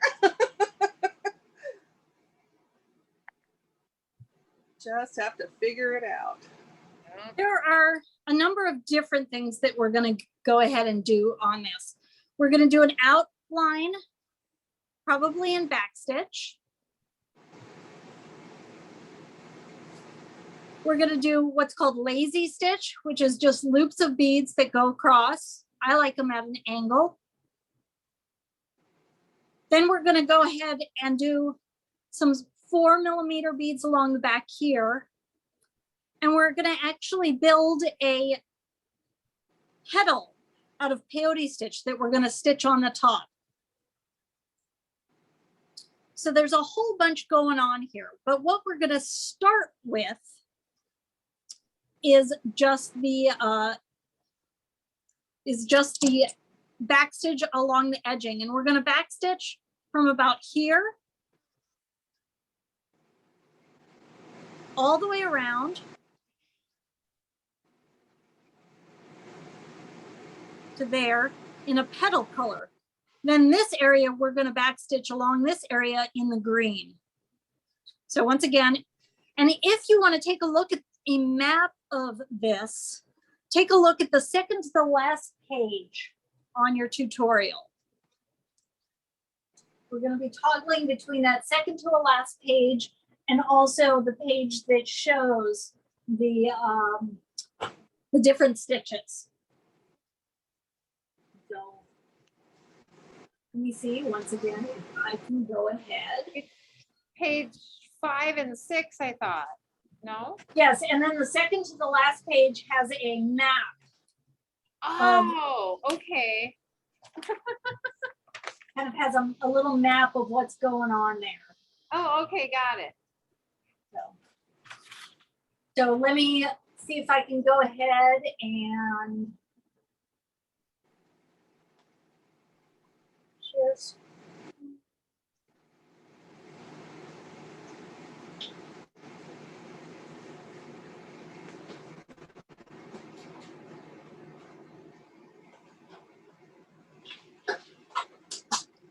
There we go. All right.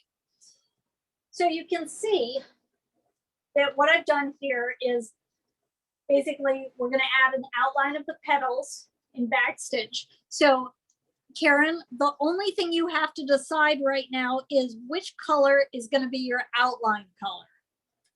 Purple. That's the only decision I want you to make right now. So you don't have to decide it all at once. Okay, I'm good. I'm decided. I'm stitching. Right on.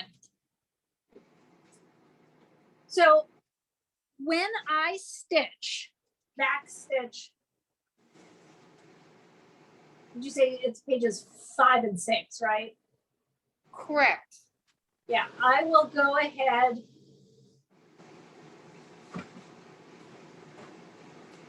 and I'll come up and I'll usually add 3 or 4 beads and then go back down and then go back through the last 1 or the last 2.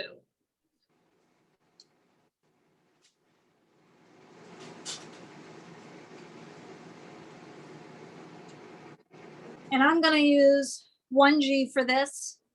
I don't tend to use a lot of Nymo, but I will sometimes use Fireline for my stitching, especially if I'm going ahead and doing a sample that I think a lot of people are going to handle. I'll go ahead and use Fireline for that sometimes. Otherwise, I'll use 1G because it's nice and soft. What number? Fire, like a 6 or? I use a 6, and I like the smoke usually better than the clear because a lot of the color that I use, I don't tend to use a lot of light colors. So I tend to use the smoke more often, but if I've got a white or a clear bead, then I'll go ahead and use the white.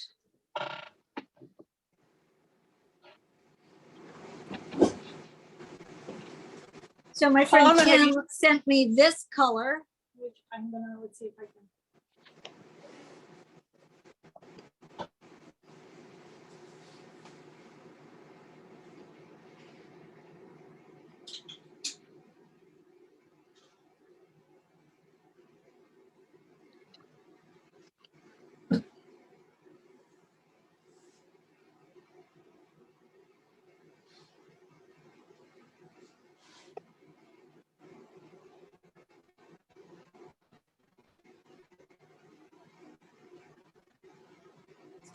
So is this spotlighted for you? Is my picture, or is it the screen share still? You have not eliminated your pattern. So, I mean, you're spotlighted, but you also have screen share. Okay.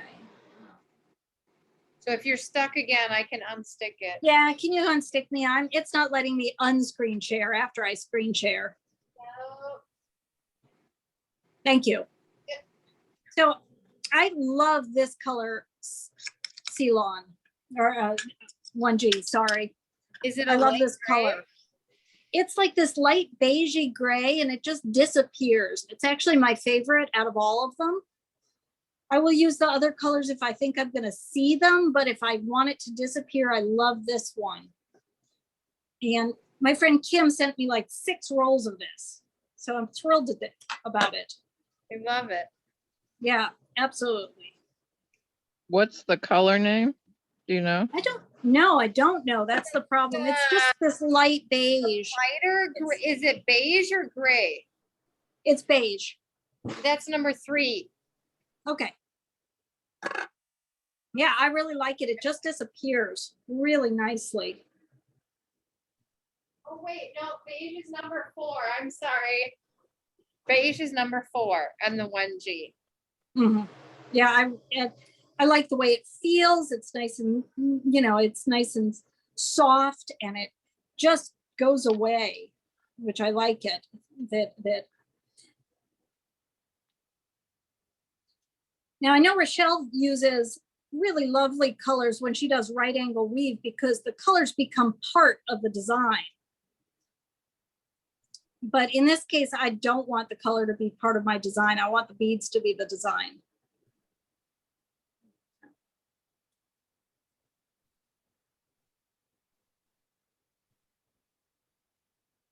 Well, and when you're back stitching, you don't see the thread at all anyway.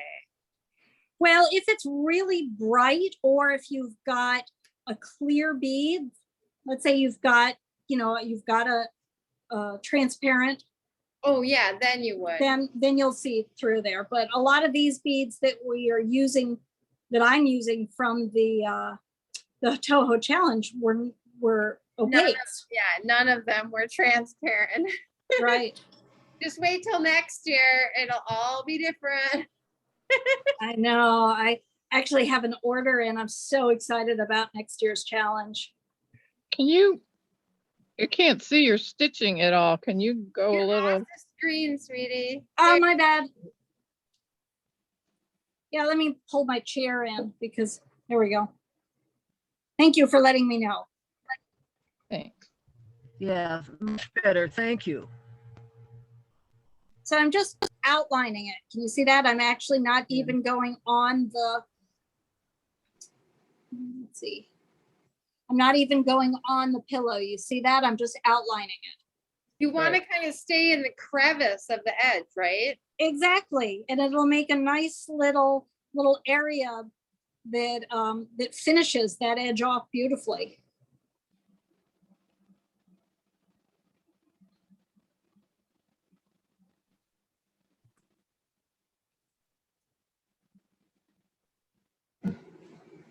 So I'm just going to go ahead and do one petal here, and then I'm going to move right on to doing the 4mm beads that I've got at the back, so that you can see how I do that. I do that just slightly differently. So I want you to be able to see that.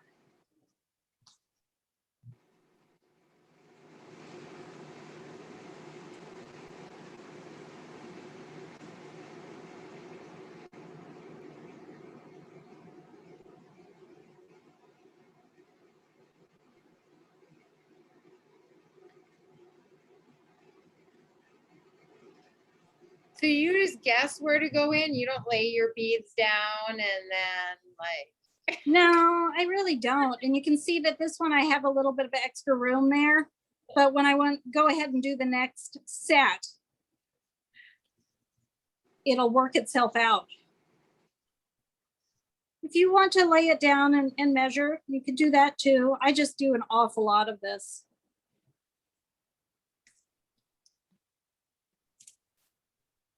I like that the pillow is providing like an armature to, push up against. Uh-huh. Pretty cool. Yeah, it makes a nice outline, area to outline. It's funny, I've done this in making little felt characters for the kids in India when we go, but I've never thought of applying it to the bead embroidery design. My mind is over here popping. Oh, I'm so glad. Yeah, there's all kinds of stuff you can do once you stop thinking in just 2 dimensions and start doing 3D stuff. Yeah. And the whole 3D kind of bead embroidery started for me. I'm going to put this down for a second.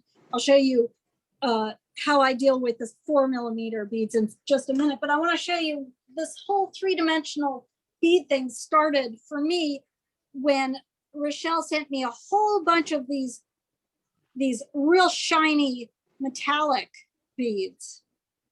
And I started thinking about how I could make it something besides a something besides a necklace with them. So I started thinking really in more 3 dimensions. And this guy came up.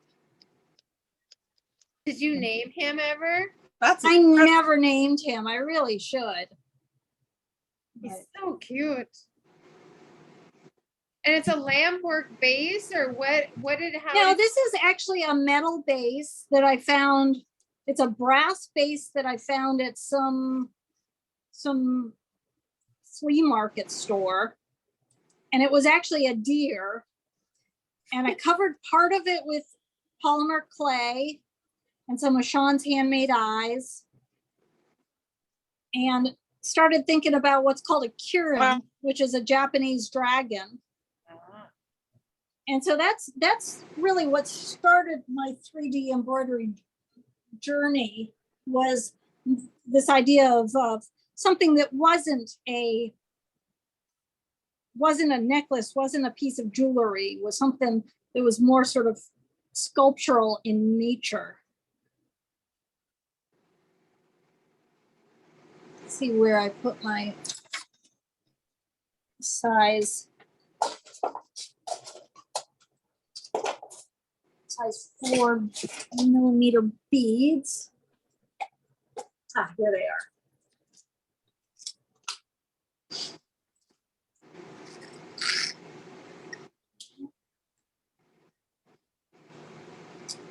So when I get to the 4mm beads, because they're big, and I do this if I was doing it with probably size 8s, maybe also size 6s. But when I get to the 4mm beads, if I do 3 or 4 at a time, they just don't really hold all that well. So I have a tendency to only do 2, and I go down and then up between the 2, and then I'll add 2 more. So the larger the beads, the less I add at one time. That's a good tip to remember. So you can see I've just added 2 here, and I'm come up between them. So do you do those before you do the other 11s in the little pattern part? Doesn't matter, Oh, okay. whatever makes you happy. They're There's really, no see, order other than outline it first? I like outlining it first, I do. But you really don't have to. You could do this green part first if you wanted to. Oh, I That's didn't the nice look at thing my- about bead embroidery, is that it really doesn't have set rules. You can just do whatever makes you happy. If you get bored of outlining with the size 11s, you could go into these now. And then you can go back to outlining with the size 11s. You could outline with size 8s if you want. You could outline with the 15s. I don't think we have 15s in this kit, because I wanted to limit how much you guys all had to buy. So if you're crafting 80, I can't see what you're doing anymore. I'm sorry, I missed part of that. Could you move your hands further closer to the center of the screen? Sorry about that. Yep, Thank you. you bet. Keep on me about that.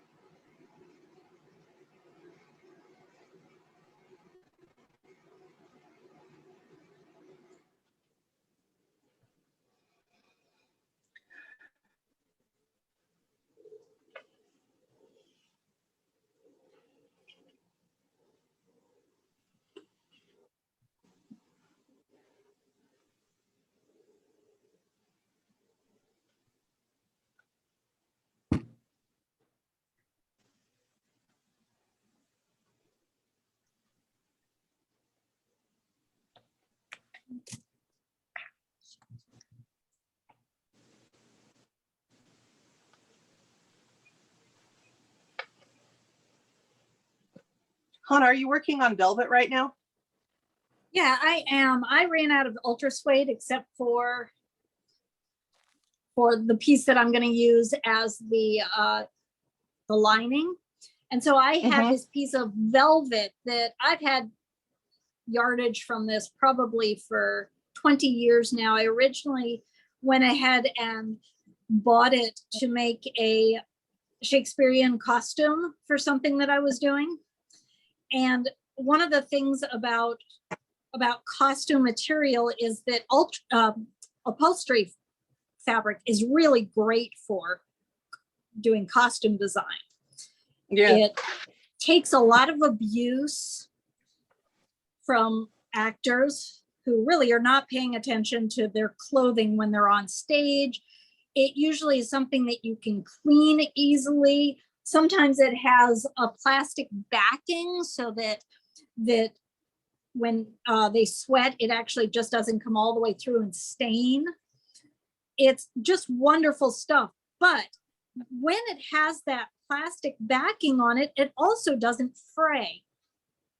So you can use a lot of upholstery fabric the same way that you use ultra suede without worrying about it fraying. And regular velvet frays like mad.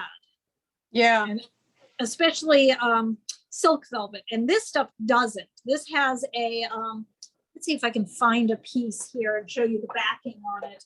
It has a plastic backing on it.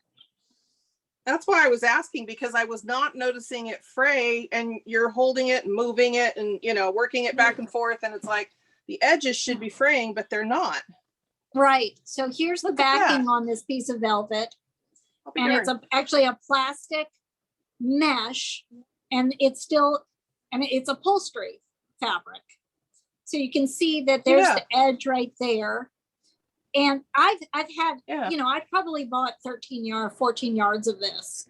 And I made a really lovely piece for a production of Romeo and Juliet. And I've had the leftovers that I've been beating on ever since for years and years and years. And it's time for me to get more of it. At some point, it's sort of a crushed velvet that currently is covered with Chewy's fur, because everything in my house is covered with Chewy's fur right now. I don't know whether or not he's just doing, I've never had a shepherd before, and he's a shepherd mix. And I don't know whether or not they always shed this badly or he's losing his puppy fur. No, they I have always no shed idea. that badly. What's that? They always shed that badly. You kind of have to Because- brush them daily, otherwise your house will be full. Well, my house full anyway. Right. And I've had Akitas, but his shedding is actually right now is even more than the Akita. So, Especially if they're mixed breeds. right. Well, yeah, he is part Akita, part shepherd. And I think part of it is also that he's losing his puppy fur, but also It's 110 when I, degrees where you live. I mean, come on, I'd be what's shedding. that? It's 110 degrees where you live, isn't it? I know, right? I'd be Yeah, shedding. it's really too hot.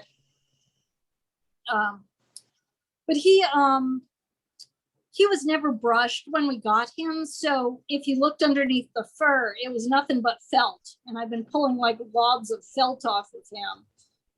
And I've noticed that the more I pull off of him, the less itchy he is, because I'm sure that I don't think his old owners ever brushed him once. Yeah, poor puppy. Yeah. He must be so happy with you and the goats. He loves playing with the goats. He does. He just really seems to enjoy it. He's kind of a punk though. Every so often he'll put his mouth on their feet, and they're not crazy about that.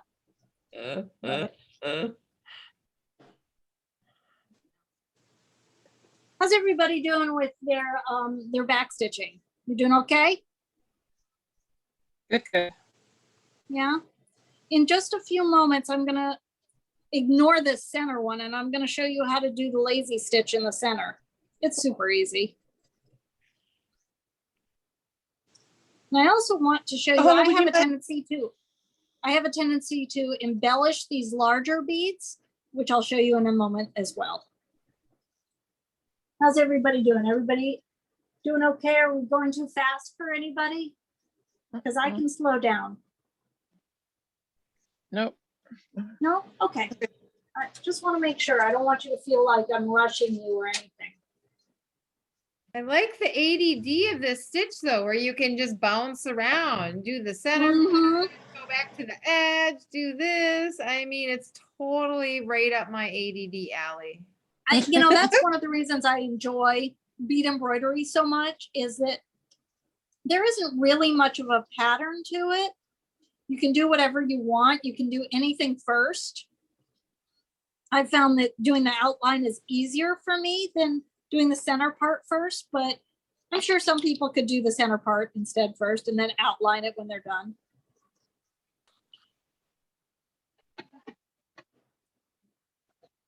Rochelle, that's one of the reasons I like bead embroidery as well. I can just jump all over. Yeah, you don't have to keep counting this 1, 2, 3, 1, 2, 3. You No, absolutely not. Yeah. know, I love it.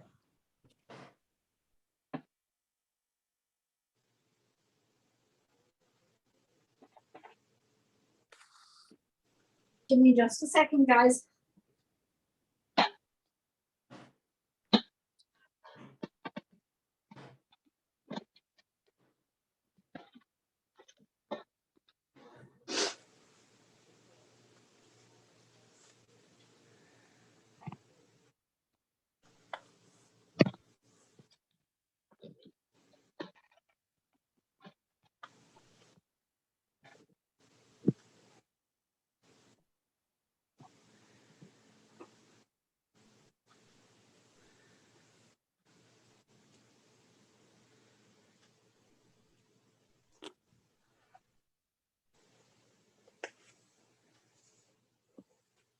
So Oh, no, I you- do prefer backstitch when I'm bead embroidering, except when I'm going ahead and doing,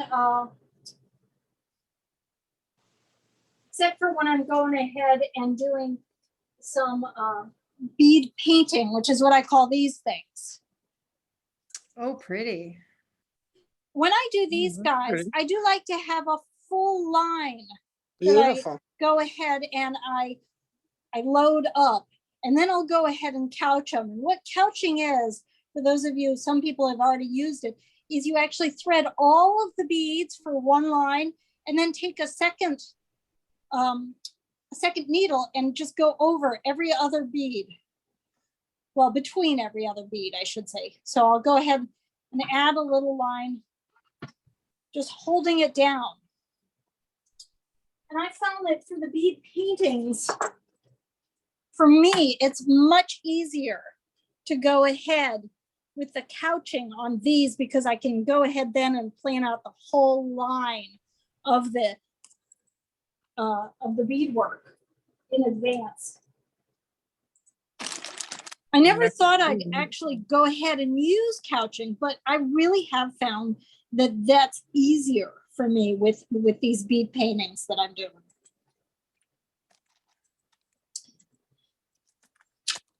And once again, with couching, which you could do instead of this backstitch if you wanted to, is I'll go ahead and I'll load up a row of beads, however long, using whatever colors. I usually do it with size 15s, and I usually do it on a double thread. So I'll have the needle here and the thread is doubled.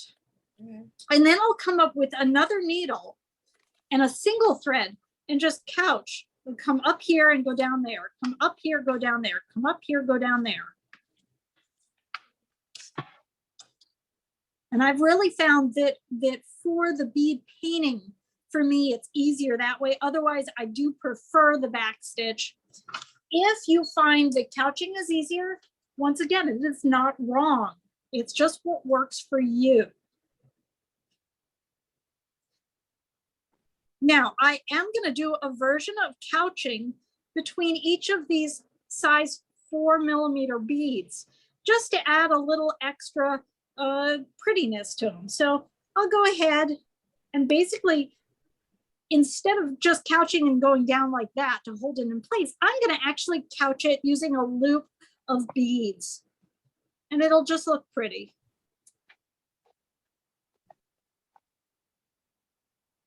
I found that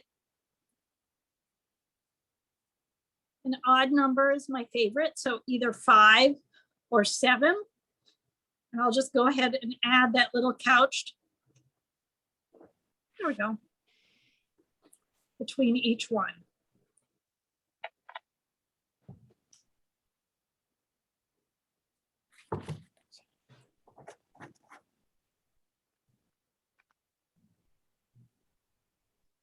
So here I'm adding 2 greens, a pink. I got to get some white out. Actually, it's not white, it's off-white.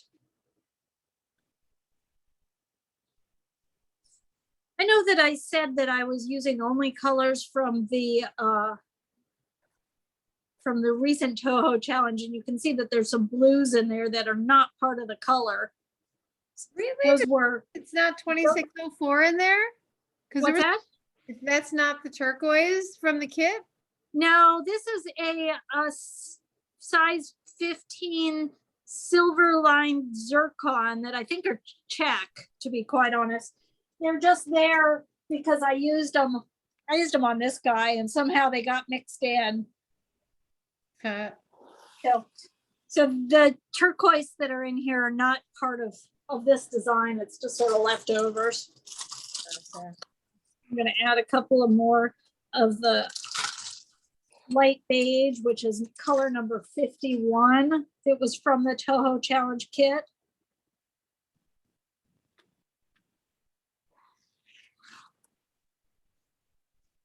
And you can see I've got a little design going on here.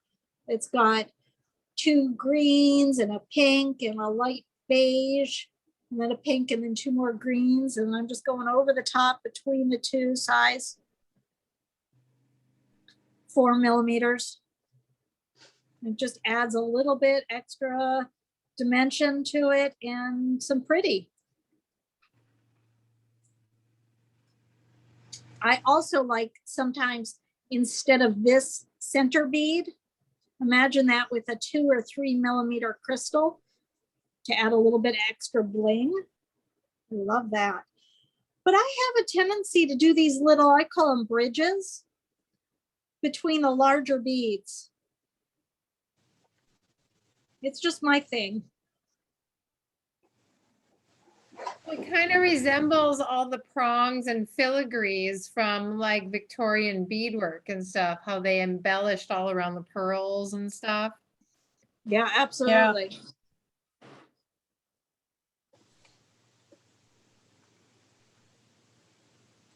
So I pretty much come to beading through my set and costume design work. My grad degree is actually in costume design, and my specialty was Victorian and Shakespearean costumes. So a lot of what you see me doing is sort of inspired originally from that. And from there, once again, we end up turning into Sergeant Pepper instead of a Victorian outfit. How's everybody doing? You guys all doing okay? Mm-hmm. Yeah.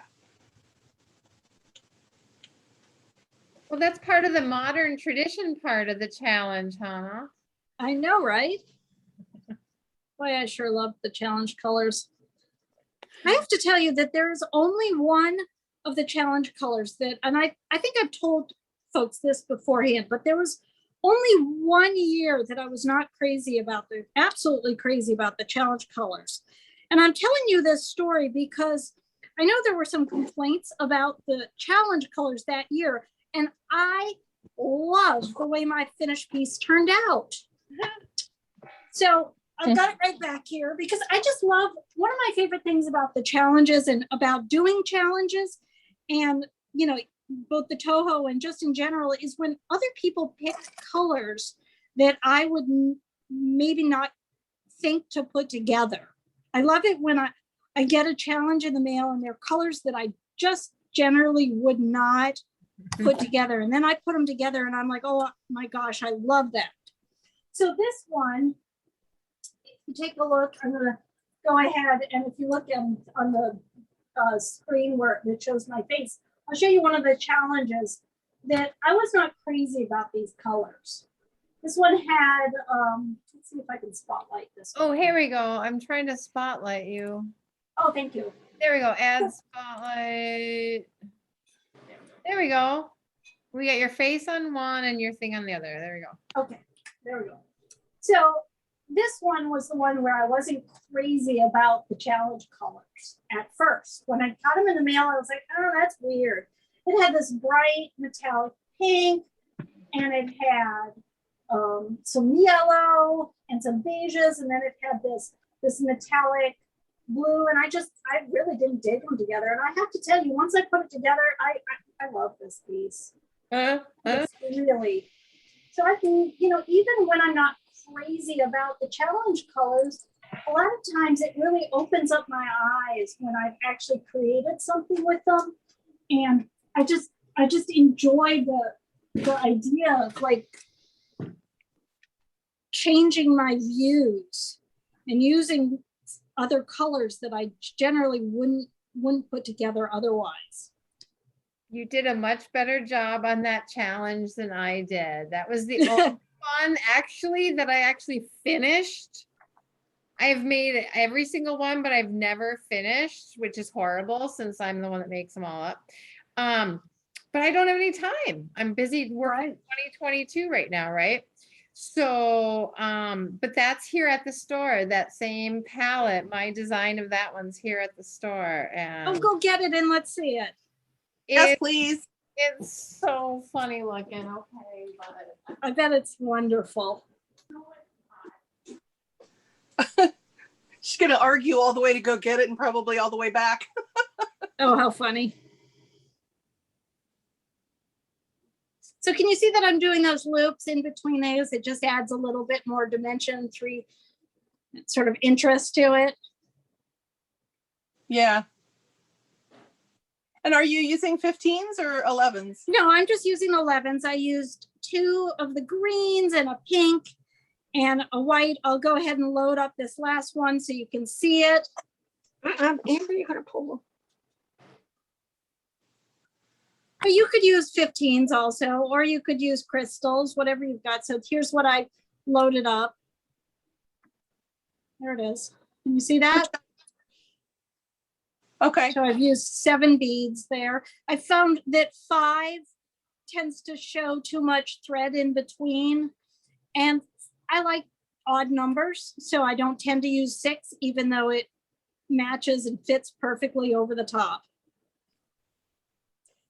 so if we click here, this is what that part she just did looks like in real life. I'm not sure if you can see it if that's too close.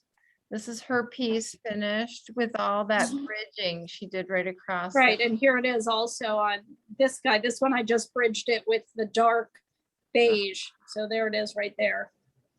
And so Okay. when you load it all together, I mean, it creates that really neat design. Cool. Yeah, there's a lot going on there. There's just layers and layers is what we're doing. And so it really, each step is not all that complicated. And as soon as you layer all of them together, then it looks much more complicated than it really is. Did you find your, I did. It's right here. oh, wow, look at that. Oh my God, that's gorgeous. Oh, wow. I love it. So it See, does look how different that looks. I love the fact that, but this that is depending on, and orange and like that goldy mixed together. So I was trying to tone it all down, and you know, I don't wow, know. that thing's, I love it. It's so different. One of my favorite things about the challenges is that everybody's looks so different with the same beads. Yeah. And so let's, there we go, double da da da da da. Whoop, remove me, sorry. There we go. Thank you for sharing it with us, Rochelle. Thank you very much. That's gorgeous. I usually don't do freeform peyote for anything else other than that, because you never have to pattern it. It's just a one of, you know, so. It's funny, I have gotten more requests though from people to pattern my You're to free. pattern my challenge pieces than anything else. But the thing is that, you know, I don't keep track of what I'm doing when I'm doing my challenge pieces. Yeah. I just kind of go. Right. And when you're making such large challenge pieces too, if you do document it, then I mean, it just takes up all the time and you kind of lose some of the creative flow you're working on. I think.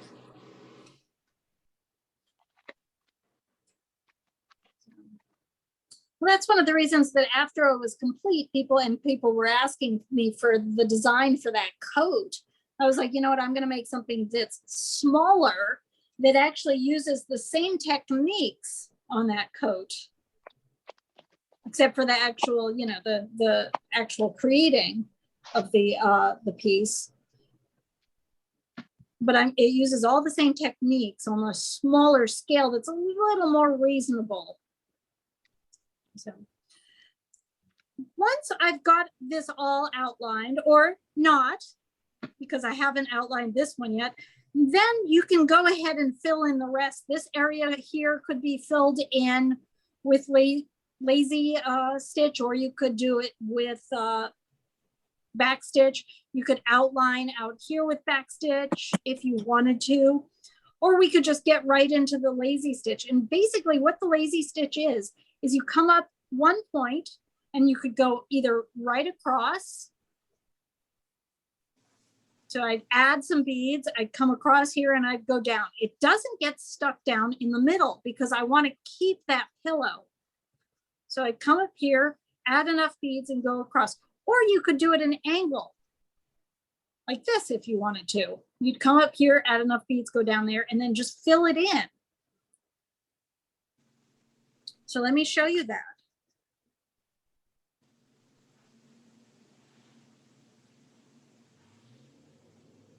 I'm going to do this one straight across and I'll do that one at an angle so you can see them both and you can decide.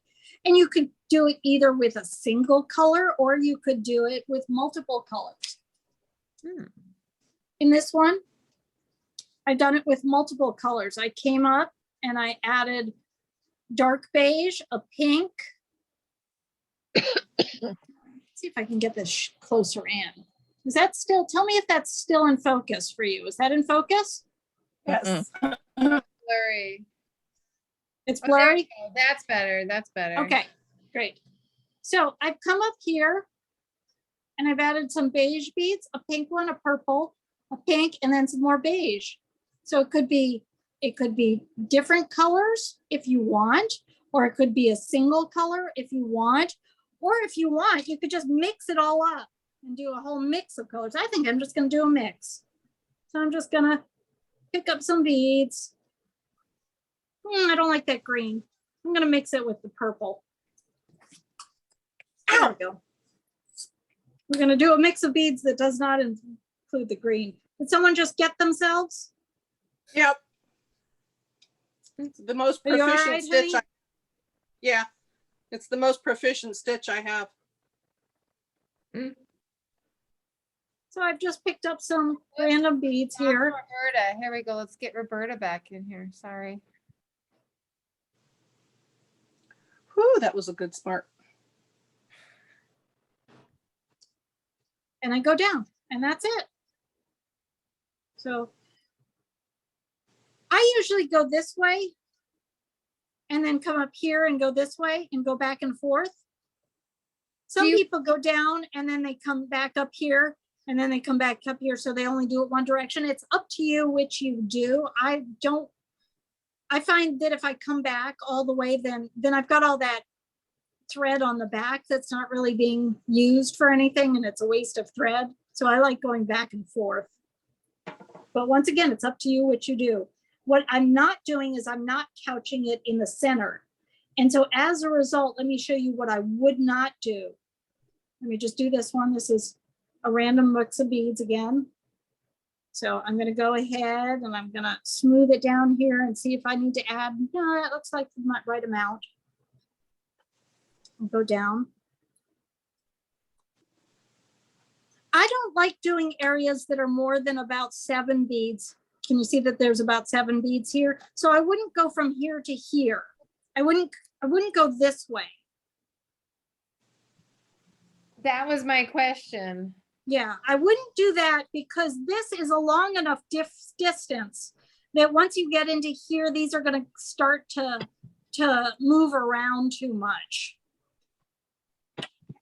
And I feel uncomfortable with them being loose without couching them. And I don't want to couch these because as soon as I couch it, then what happens is it'll press down and I'm going to lose that pillow effect. So I don't want to lose that pillow effect. So I just fill it in.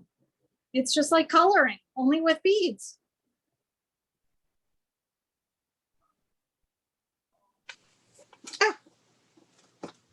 So once again, this time, this one is too far apart. Can you see it at that space? Mm-hmm. So I want to go back and come up closer to my beads so that I don't have that space.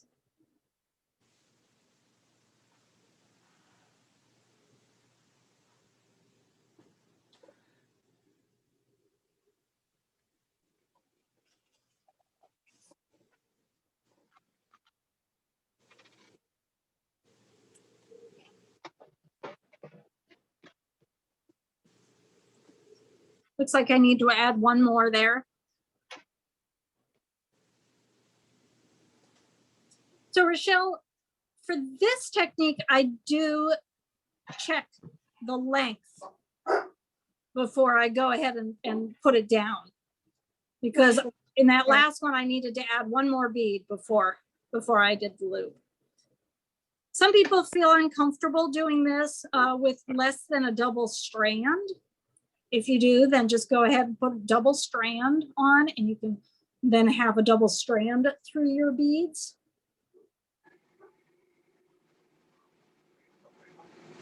But we're just filling it in, just like coloring. That's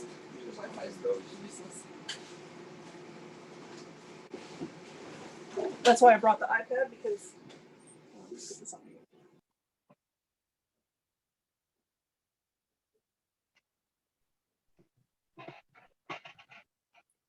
You can hear Chewy down there barking at something.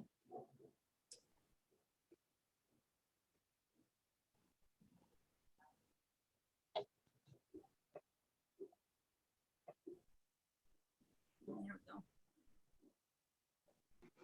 go. Anna, Mm-hmm.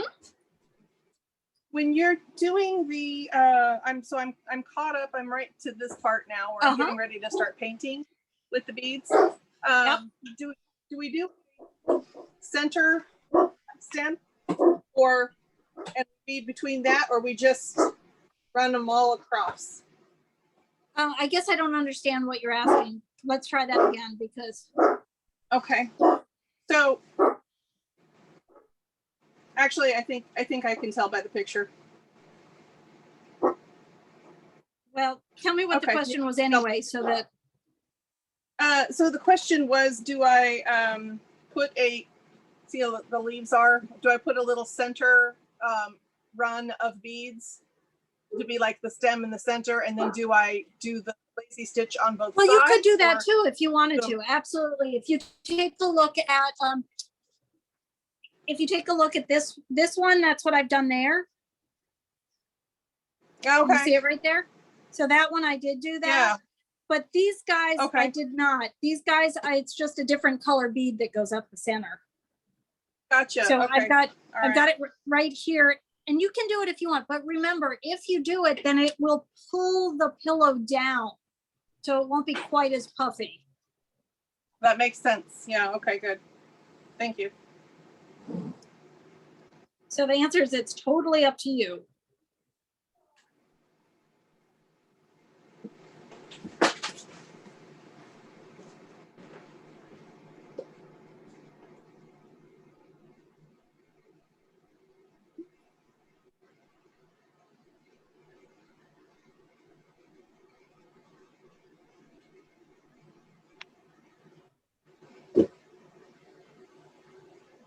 So Chewy's new thing is that he thinks it's really funny to bark for no reason and see who responds to it.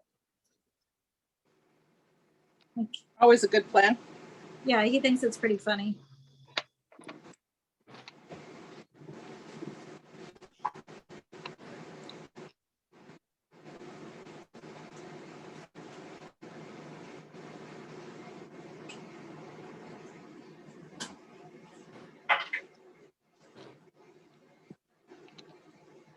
I've never met And you can something. do like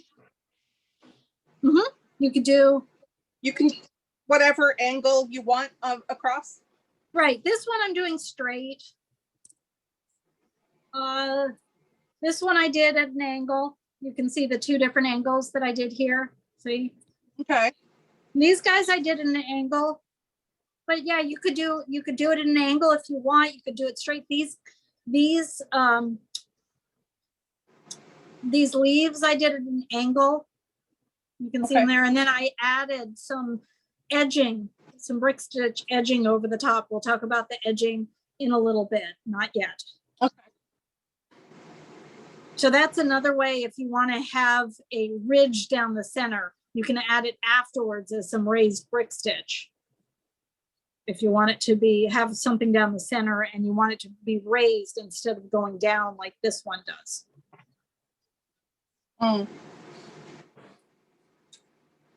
There's just so much you can do. You just add things on top of other things. And you can see here, once again, I've just done random colors here. Although I ended up with a line here that I didn't mean to. That's kind of fun.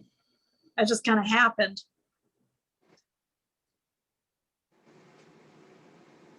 Is everybody doing all right?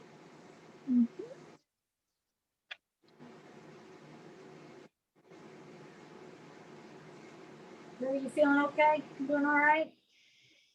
Yeah, I'm just taking notes. I didn't have time to gather everything.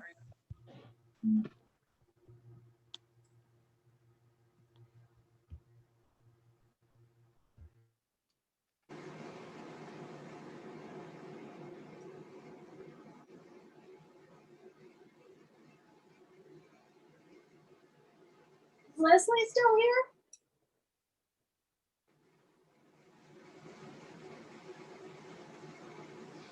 Doesn't look like it.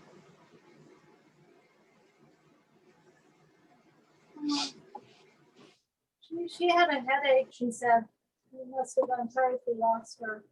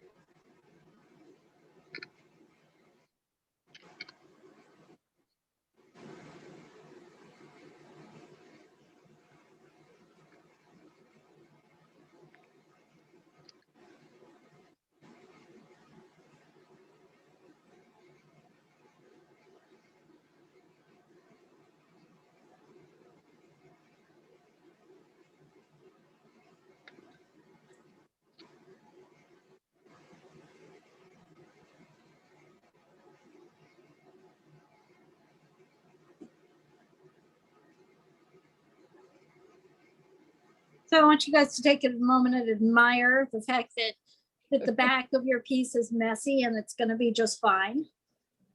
That is okay.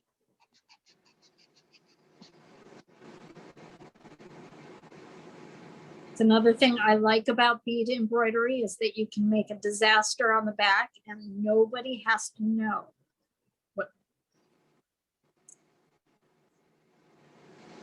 The same thing with needlepoint. Absolutely. So I'm getting an interesting reaction from my beads here. I had chosen, one of them was a transparent orange, and going against the white pillow, it's glowing. Look at. Oh, nice. Oh, I love it. Look pretty. Yeah, the thing about transparent beads is that you have to take into consideration a couple of different things. You have to take into consideration what's behind them, what's around them, and what's going through them. All of those can make or break.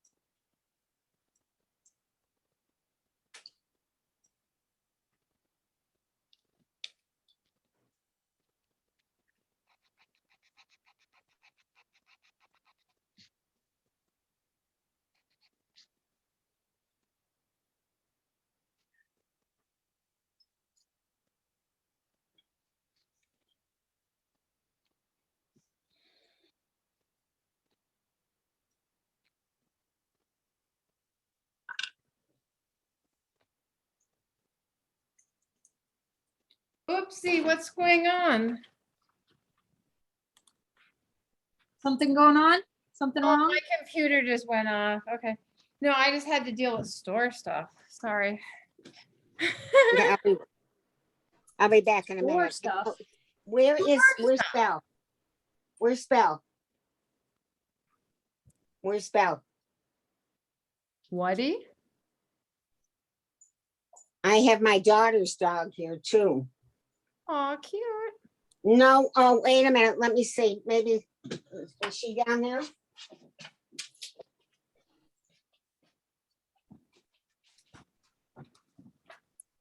Lawrence? Okay, so I ran away. Where did I put my beadwork? Welcome to my life. Oh my gosh, that is so funny. Except usually I manage to lose it without even getting out of my chair. I can't figure out how I do it. Well, I had to run across the store, so it's somewhere out here.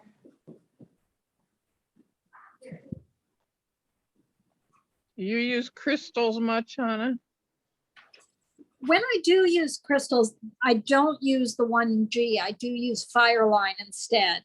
Yeah. And I actually really love crystals. I love setting rivolis and crystals in the 2-hole beads, which is what I'm showing you here. This is not part of this project, but I really love setting them in as components in things.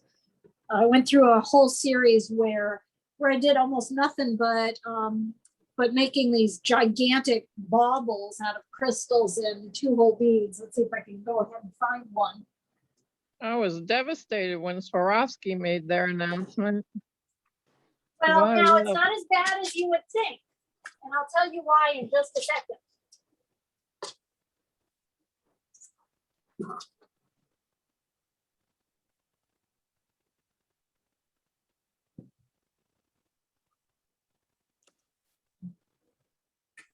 So this thing here has a bunch of crystals, the Wow. bicone, and it Is that also your- has rivolis inside here. And it's set in the 2-hole diamonds and in the crescents. And I did a whole series of these where I was doing nothing but these things that were set crystals with, there's crystals in there. And the nice thing is that I think Bobby Beads is carrying them now, is that Preciosa is making the rivolis, and they're making crystals that are just as lovely and a lot less expensive than Swarovski. Yeah, And And when you can bead there's all- embroidery, I think you don't notice that. I mean, not in other pieces where it's just the, a bracelet or something. Sometimes there was a big difference, but right. Yeah, when they're put, like, these are all Preciosas. And when they're put with seed beads and they're set, I just, Right. you can't really see the difference. And Yeah. so I'm pleased that there is another option out there so I can continue making these 3D things. I'm sad that Swarovski no longer thinks that the do-it-yourself and craft market is worth it, but I think they're also pulling from the fashion market too, and I can't imagine that. oh wow. I can't imagine that they're going to be able to do that, because I would have thought that the fashion market was huge for them, but I don't know what their books look like. I think they're going to find out they made a very big mistake. Well, I think you're right, but I don't know. I mean, there's no way that they would have just done that without really running the numbers. I'm you just never glad know. that for me, for what I do, I've got the option of the check and the Preciosa, because they work just fine in all of my projects. Did you see what they did though immediately? They No, I raised their didn't. price- They raised their prices immediately. Oh, did they? Yep. Yeah. Yeah, all the It prices was on like, everything have gone up. yeah. Yeah, I It was know. almost like, oh, we're the only shop in town now. You're going to have to pay what you have to pay, if you want the crystal or the shiny sparkly thing. And I'm enough of a raven from a former life that I want the shiny sparkly thing still. Yeah. Yeah, it's funny. I'm fine with the 2AB Preciosa. I really am. So, but I do. A lot of my stuff is you saw that a lot of my stuff is pretty well covered. Yeah, you wouldn't need to. Yeah, I don't need the perfect, and I don't need the. I'm not a big fan of perfect anyway, though. So as you can probably see by the way that I'm stitching here, as I'm just having a good old time, just having fun. Isn't that the whole point though? You know, I know, right? just to have a good time. So If you then can't if have I a good see time, you- you shouldn't be doing it. Right. I'm lucky that, you know, this is what my job is, and this is what I do. And I also enjoy it. I do. But Phew. so I'm lucky. Unfortunately, my brother is not crazy about his job just now. So, you know, and he and I talk about that a lot. He really he just wants to be part of a band and travel and play guitar and sing to people. And Oh, yeah, he's got a great voice, but That's hard to He do right now. loves what he does, Hannah, but he doesn't love where he's at. yeah, you're right. You're right. Yeah, Joanne knows the specifics. My brother is actually a cantor at a synagogue. He's in charge of the music at a Jewish synagogue, and they aren't treating him as well as he should be treated. So he's I think at another place he'd really enjoy it much more. Time to start looking.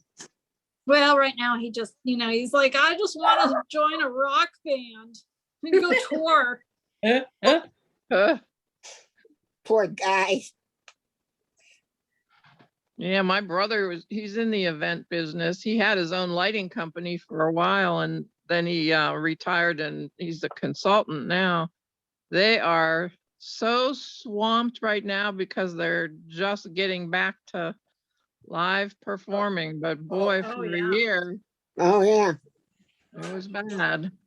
See what? Yeah, I've got good friends who Huh? do the Broadway lights, and you know, and also I've got a friend who works at the Opera House in Austin, Texas, and they've been off for what is it, a year and a half now?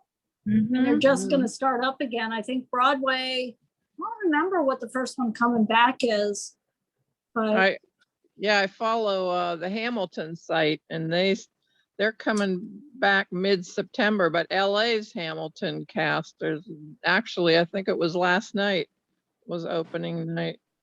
for oh this wow. week. Mhm.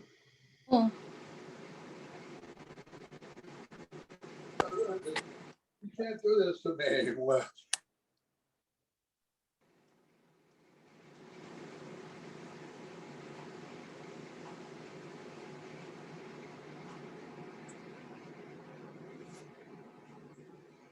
I'd love to be able to see Hamilton. I joined Disney Plus just so I could see Yeah, Hamilton. I did too. I never took it off. But oh my God, I was obsessed with that when I saw it. I love it. It was. I That's- saw Hamilton in person and then I saw it on, I got Disney Plus just to see it also. And I enjoyed it much better when I saw it on Disney Plus because you could understand everything. Oh, Right. right. That's what my sister said. When she saw him in New York, but not the original cast, I don't think. But she said she wished she'd have listened to the lyrics a lot ahead of time because she didn't understand a lot. You Yeah. couldn't, it was very difficult, but when I watched it on Disney, it was a lot easier. Karen, do you have a question about that, or do you just showing me how gorgeous it is? I was just showing you. I'm tickled with it, so I thought I would show you. I love it. Karen's doing her petals in orange and purple, and I don't remember the other color, and they're just gorgeous. They really are kind of glowing. Turquoise. I don't know if you guys Turquoise. can see Oh it here. yeah. Well, that's pretty. Thank you. Very pretty, Karen. Thank you.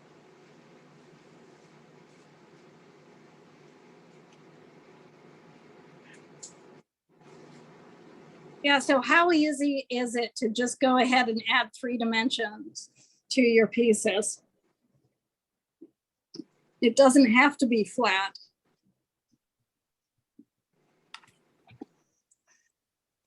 Can I show you something? Is this too symmetrical for you? Oh, Can I you- love that. Oh my God, Gorgeous. that's Look gorgeous. at that. No, it's not too symmetrical. Pretty. That Does is Does it need gorgeous. fringe? Everything needs fringe. I don't even have to see it to I tell you debated. that. I got, after taking some of yours, I was like, okay, I'm staring at it. I was like, do I need the fringe or not? Well, you know, I fringe don't takes up know. an awful lot of thread and a lot of beads, and it will add an awful lot of weight to it. Yeah, So I would And- keep that in mind. because But- it's got the big stones in it already. It's Right, heavy it looks enough, like it's but- pretty heavy already. But yeah, you know, I'm always adding fringe. I got a problem. I got a fringe problem. One of my good friends, Julie, I don't think you've ever met her, Karen. She's a friend of mine from Columbus, but wasn't really part of the group that came to Bead and Button with us. She does not like fringe. And so she thinks it's super funny that whenever she makes anything, I'm always telling her that she should add fringe. It's become a joke with us at this point already. But yeah, I would say that if it's already super heavy, I would actually think twice about it. The And hardest it's thing I had was absolutely gorgeous. trying It is to- so beautiful. to design that to make it go more oblong than real round. I didn't want it to set real round, and I had the hardest time.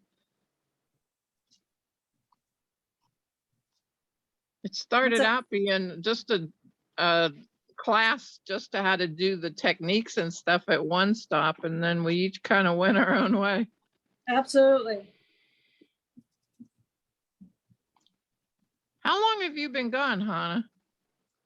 From Um, Columbus. Well, it's funny, you know, I went to grad school there. And so, I don't remember when that was, 2003, I think. So I did grad school there, and then I moved away to Taos, New Mexico for 2 years. Oh, And I was still working with Lisa, and I was working with One Stop, and I was doing a lot of their online stuff for them. And then I Oh, came wait a minute. back because the stock market crashed. We had that crash. What was that? 2008, I think. Yes. Yeah, I think it was 2008. So I moved back in late 2008, I believe, and I was there for another 2.5 years, and then I moved out here. So I've been here. Wow, I've been here, what, 10 years now? 8 Wow. years now. Wow. I don't know. It's been a long time. So. Well, unfortunately, what ended up happening is when the stock market crashed, I ended up going away to Bead and Button, and then I ended up going back to One Stop to teach some classes right after Bead and Button. I was gone for 10 days, and there was a whole slew of assaults, of sexual assaults in Taos, New Mexico while I was gone, within about a really? mile of where I lived. What had happened is, and there were a ton of break-ins and thefts. What ended up happening is a lot of people, I'm not making excuses for them, but a lot of people lost work, and the crime went up as a result, right. because Taos was based mainly on tourism. And so I came back from Bead and Button and working at One Stop and teaching those classes, and I just didn't even feel comfortable going to the grocery store by myself. And so I decided to move back to Columbus. You know, I was teaching a lot of classes in Columbus. I was teaching in Pittsburgh for a friend of mine who owned a bead store there. And I was teaching in Chicago for a friend of mine who owned a bead store there. So Columbus was pretty centrally located to the whole thing. And it worked out really nicely for quite a while.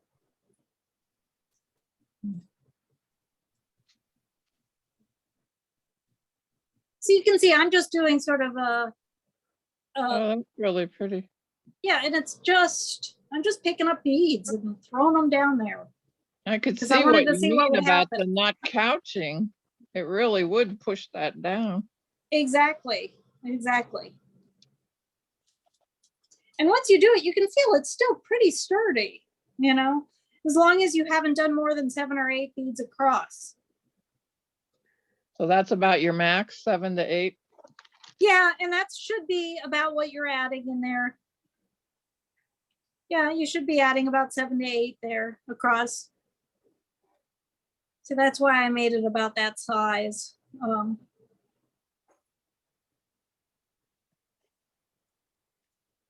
You know, once you, if you were to do this line that I have drawn down the center here, if you were to do that line, this one's still actually short enough, but it might wobble a bit, and then it would wobble on the sides as well.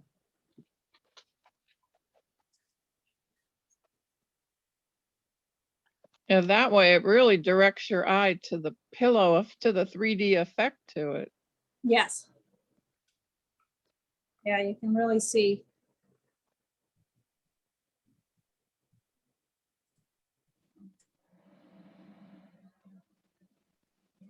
Well, in just a little while, I'm going to actually have to move on because we still have an awful lot to get done today.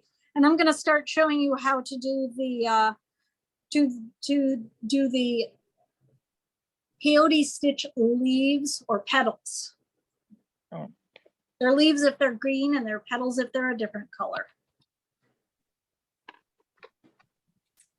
Whenever you want. Right. I'm going to give you a little while longer and then we're going to move on to that. Is everybody feeling okay about what we've covered so far, though? Yeah. Okay.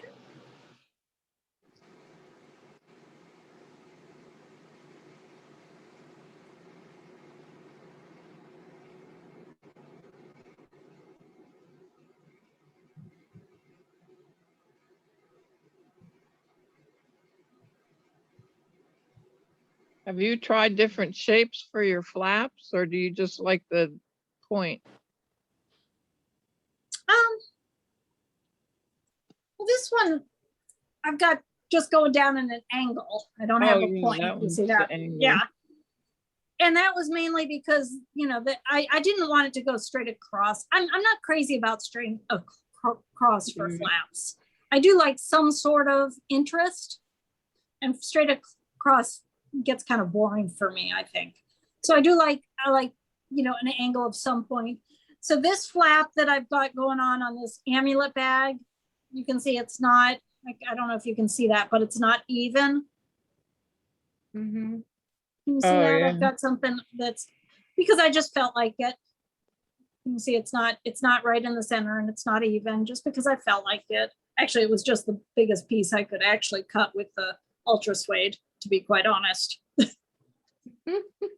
But work with what you got. I know, right? That was as big as I could get, and so that's why it happened. When I was in grad school, I used to have an instructor who always told me to stop thinking so hard about my choices and just start going with it. And he was really right. As soon as I stopped, like, really stressing, stressing about it, wondering if it was the right choice, wondering if it was going to be the best choice. As soon as I started just going with it, I found that, first of all, I enjoyed it a lot more because I wasn't stressing about it. And the second thing is I did notice that the projects got better because I was going with my gut instincts, and they're usually the right ones. I found is your first reaction and your first instinct is usually the right one.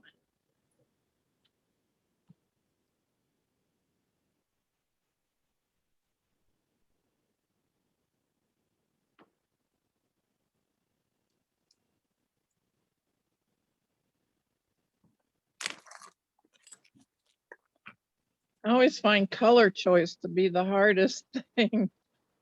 Well, that's another thing that's really lovely about doing the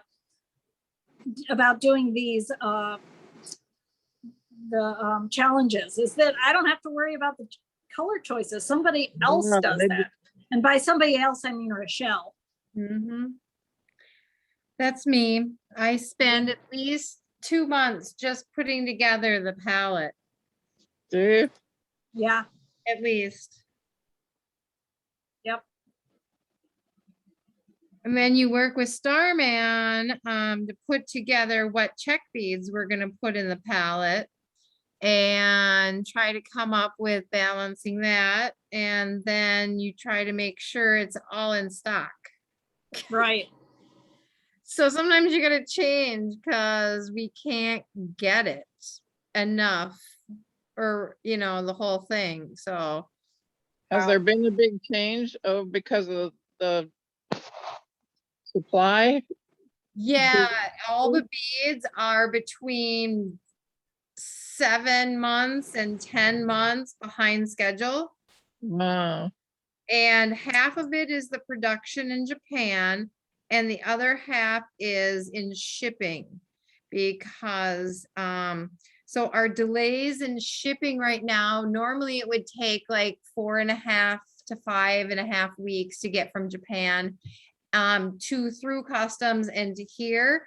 And now it's taking 4.5 months Oh, wow. Wow. because there's no boats.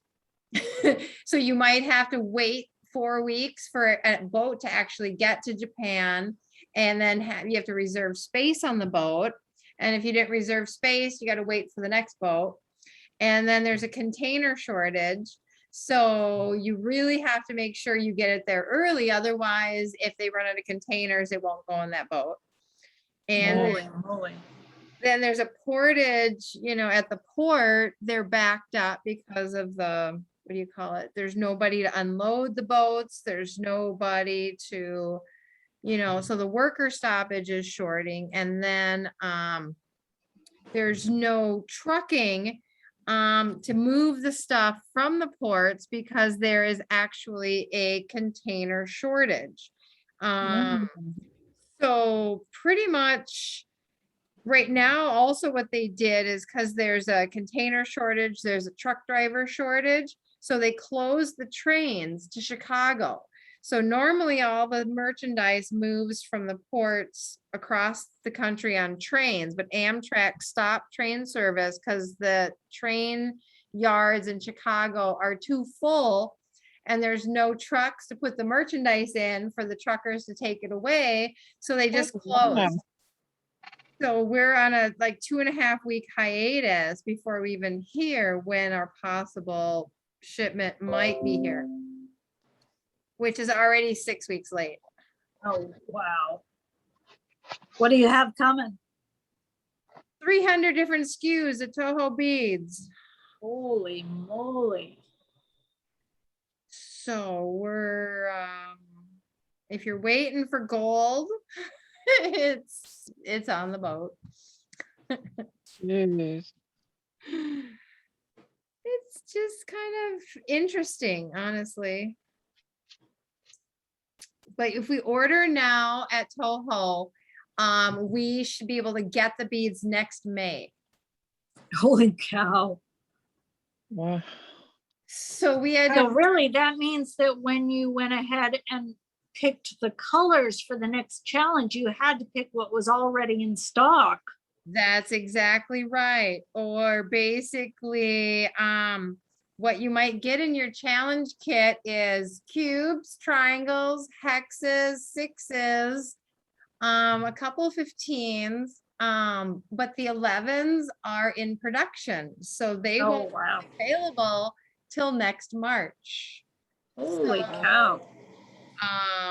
Right. So that's the thing. It's like you want the color. This is the right color. The color's on order. It's in production. So you'll get it eventually. But the people who are taking the challenge, who have to start making it, 4 months before everybody else, those are what's really going to be the challenge. So we pulled from our retail stock of Starman and Bobby Bead to give the featured designers every spec of 11-0s and 15-0s that's in the country. Oh, God. No. Well, is some of the stuff on a boat right now? It's either on the boat or it's sitting in the port. We're not sure where it is because they're not sure where it is. Oh, great.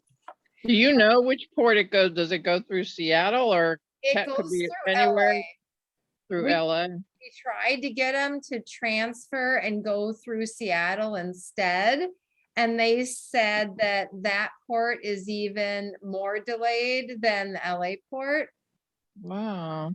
And it also, they don't have as many truckers from Seattle. That's the hard thing is so to get the truckers up there, or there's no train track or less trains in Seattle to move it to Chicago. So that's why Idaho might be able to get, Starman might be able to get their shipment faster because their trains could go or truck from LA to Idaho. Where we have to get to the center of the country. So Idaho might get their beads a month before us, but they're on the same boat. Oh, wow. Yeah. Come here. Anna, we're gonna get Amtrak here. Are you really? It's about Yes, time. Holy that's in moly. the It was, that's in the infrastructure package. I had, That's we're the I always largest thought it was city a in little Ohio, and weird we that don't have Columbus didn't have Amtrak. it. I just always thought it was weird, you know, Columbus, Cincinnati, Cleveland have it, but Columbus didn't have it. I always thought that was odd. That's weird. Come here. That is. All right. I am going to pull some beads out and show you how to do a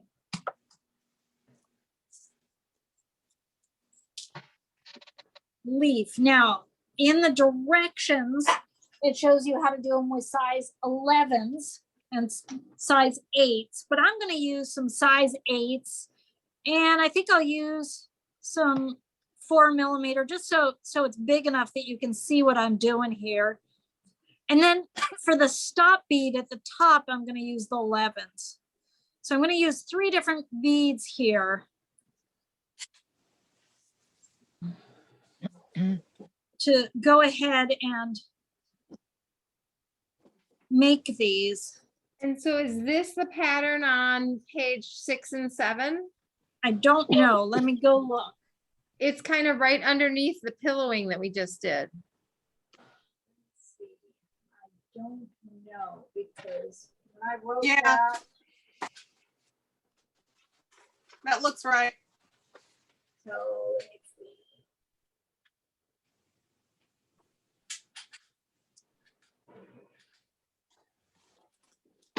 I mean, that looks like what you're describing. There's only one peyote stitch leaf in there, so it Yeah, probably is. yeah, but that's the let me one on just page make sure. 6 and 7. Yes, it's part 4, peyote stitch leaves. And you can see that in that picture on page 6, I've started by doing a strip of odd count peyote stitch with a size 8 on top, and the stop bead is a beige color size 11. But I'm going to do it with some size 8 beads, which are right here, and some 4mm instead of the 8 knot, and then some beige size 11s as the stop beads, so you can really see what I'm doing. So hang on while I thread up a needle here.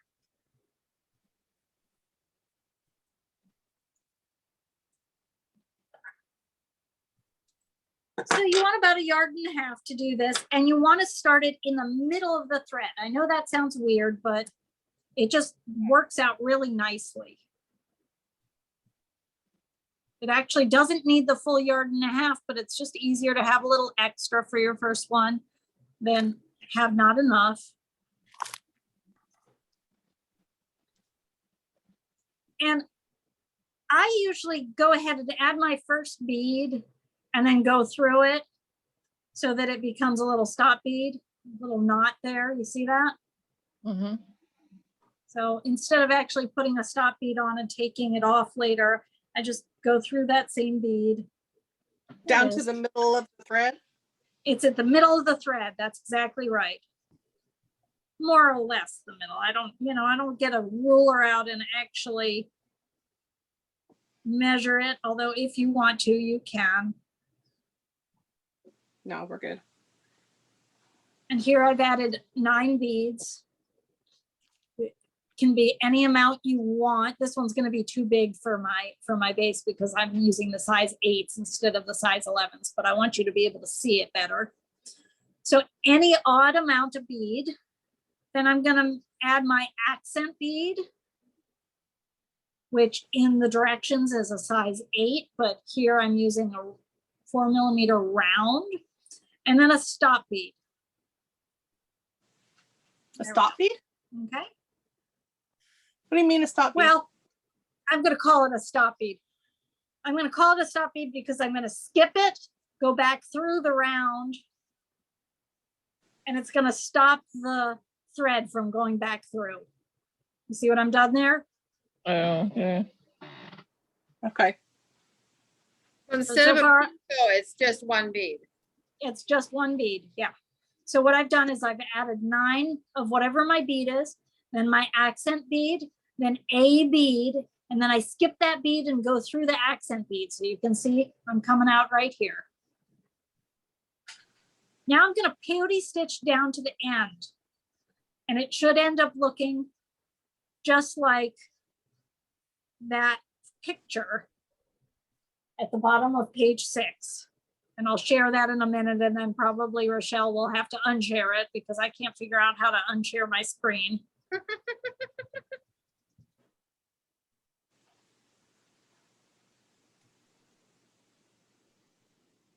So the thing about odd count peyote stitch is when you get to the end of that row with odd count, you have this extra bead here. There's nowhere to see it seated.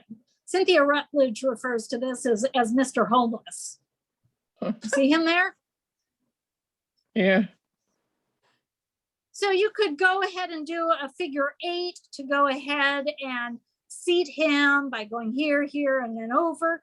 Or you could just go ahead and you can cheat by tying a knot. Here I am just tying a knot. What do you mean cheat by tying a Mr. knot? Homeless. Well, see, I just tied those 2 together. With your tail. Yep. Oh, So here was, once again, here was Mr. Homeless hanging out there. And I'm just going to take these 2 and I'm going to tie them together. I am so cheating. It's not cheating. It's just a nice way to do it. Simple. So I'm just going to tie a knot there. There we go. So it should look just like this, except maybe yours is smaller if you did it with size 11. size 11s.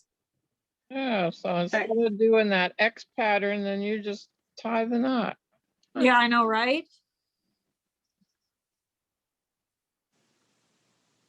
Okay. Now, I am going to now actually start decreasing each of these sides. I'm going to start with one side, and I'm not going to peyote stitch all the way up to the top here. Up to the top would be right here, right? But I'm going to peyote stitch up to here, the one right before the top. You ready? I'm going to go through that first sticky outy bead. Yeah. I'm going to add a bead.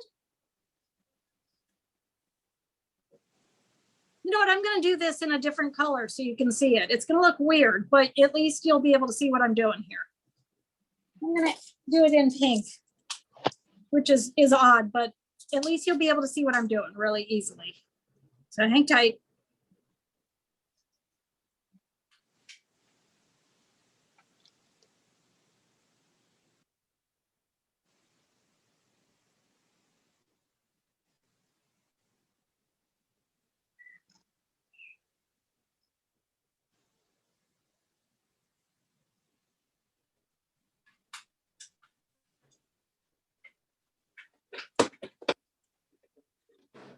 Need someone to come over and thread my needles for me when I start getting tired and I'm wearing nails.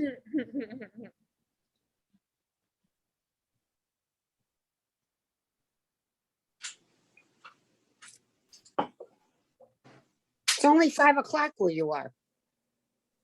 That's right. I know. 5 I'm the o'clock one who somewhere, gets Joanne. I'm getting tired. I've been talking your ears off.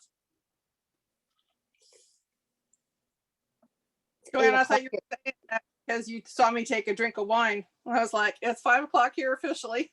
That's funny. 5 o'clock All right. somewhere. So I'm gonna, That's all right, I've gone only through ate that half first my sticky dinner. uppy bead. And I'm gonna go ahead and I'm gonna add 1,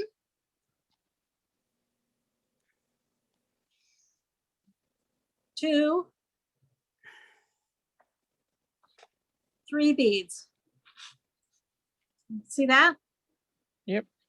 Now I'm not going all the way to the top here because I don't want it to be straight across. I want my petals and my leaves to start sloping down. So at this point, I'm 1 bead away from the top. I'm going to go ahead and add my accent bead, add my turn bead. I'll call it my turn bead instead of my stop bead. That might make more sense. Go back through my accent bead. Okay. And now I'm going to peyote stitch all the way down, not all the way down to the bottom here, but down to this area because I want it to curve. I want it to decrease both at the top and the bottom. So you'll see, I'm just going to go 1,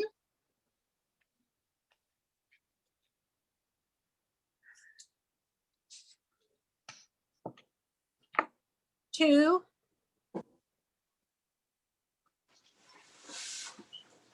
3, and I'm going to go through both of these beads because I want it to decrease at the bottom too. Can you see how that's starting to get a leaf shape?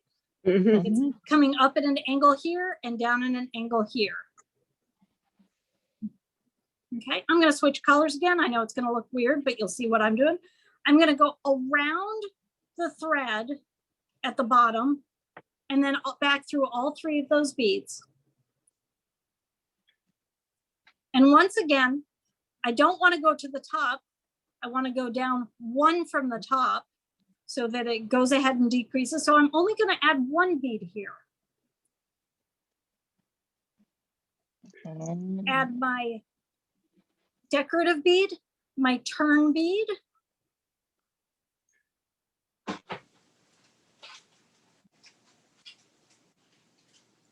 And I am almost done with this side.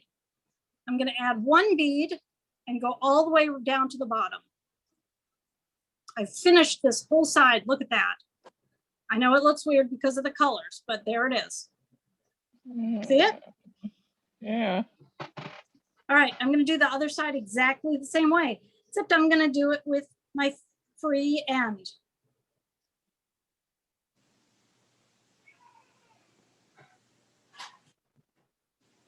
When I first did this, remember I looped it around that first bead to hold it in place. You can unloop it if you want, it's right there, but I can barely see it. It's down between the 2 beads. So I usually don't even bother. Huh? Yeah. Super hot.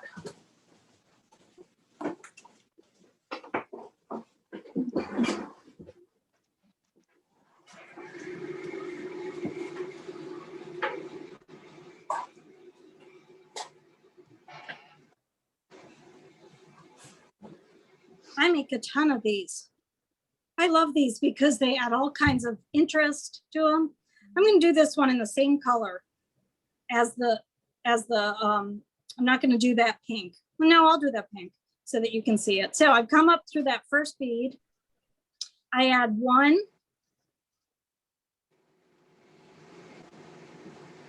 2, 3.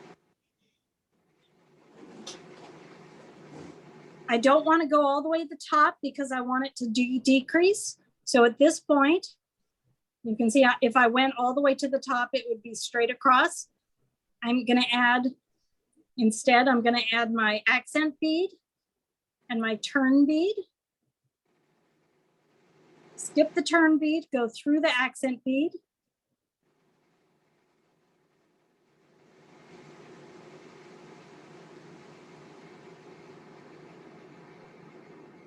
and go down.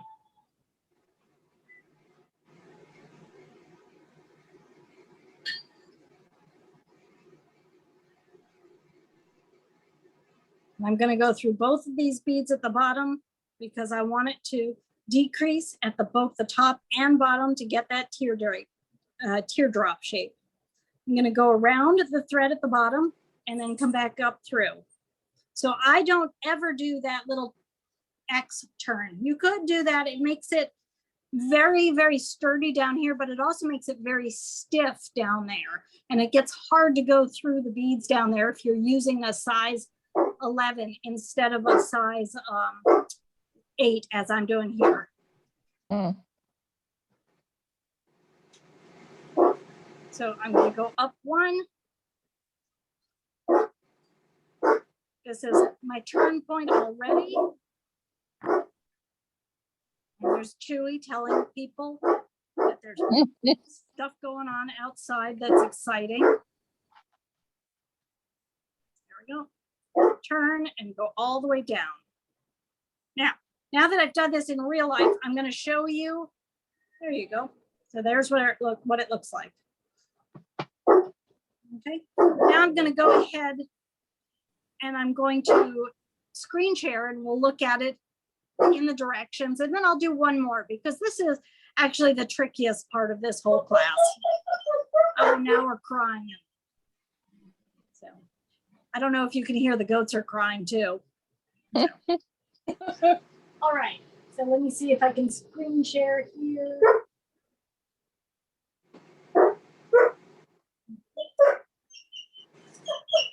Oh, hush you.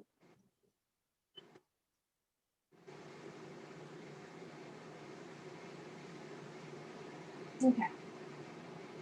So that should, there we go.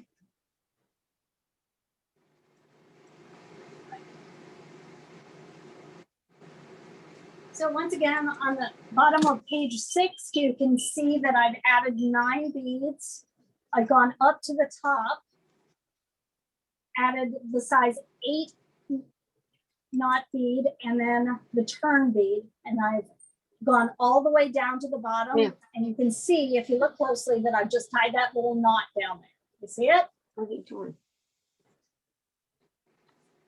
And if you go on to the next page, you can see that I've gone up and I've just added 3 beads so that I'm not all the way at the top of the leaf. I'm 1 bead down from it. Can you see where that red arrow is? Mm-hmm. So yeah. At this point, I will add my accent bead, which is the 8, and the turn bead, and then go down. And I don't go all the way down to the bottom because I already have these 2 beads at the bottom that are at an angle and making the bottom of my leaf. So I'm going to go ahead and I'm going to add that accent bead and then peyote stitch 2 and then go through 2 to the bottom. You can see how I've done that.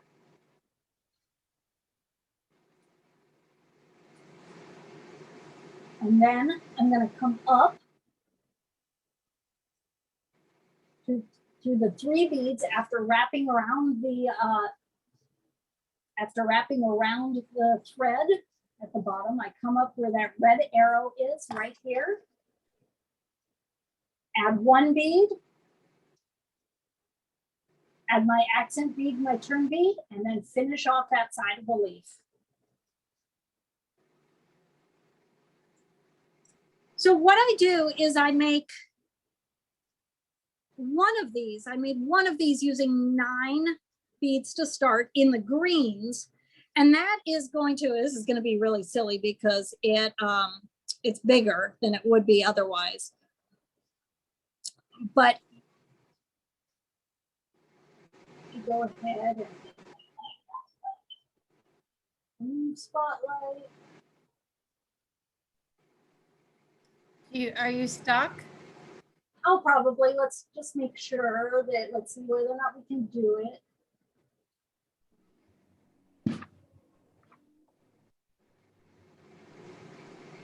Yeah, my computer is not letting me. Oh, you just did it for me. You Yeah. rock. Sorry. So you can see that I've made this big leaf and petal colored thing. This one's going to go right here with the 9 beads. And it's going to be smaller because I'm going to show you again only using the right colors. Then I will make some larger ones using 11 that are pink or the petal color, one here, one here, one here, and one here. Although actually in this case, I may not do these outer ones because you can see that this is really getting over the edge on my design. So I might just do these 2 and this one for this. It's not over the edge for the size 11 beads, Anna. No, and it also wouldn't be in your design, but because I've got this this little amulet bag, and then I put it so close to the edge already for my particular one. I think I'm going to do 1 petal here, 1 petal here, and I'm going to put the little leaf back here. In the ones that's on the scissor case, I have a petal here, a petal here, a petal here, a petal here, and then the leaf right back there. And that's what I did with the cell phone case as well. But So, in the long run, it's really up to you. You could. Were you saying that the petals are, so I don't have green in my my mix. So I think you said earlier, petals are green, flowers are other colors.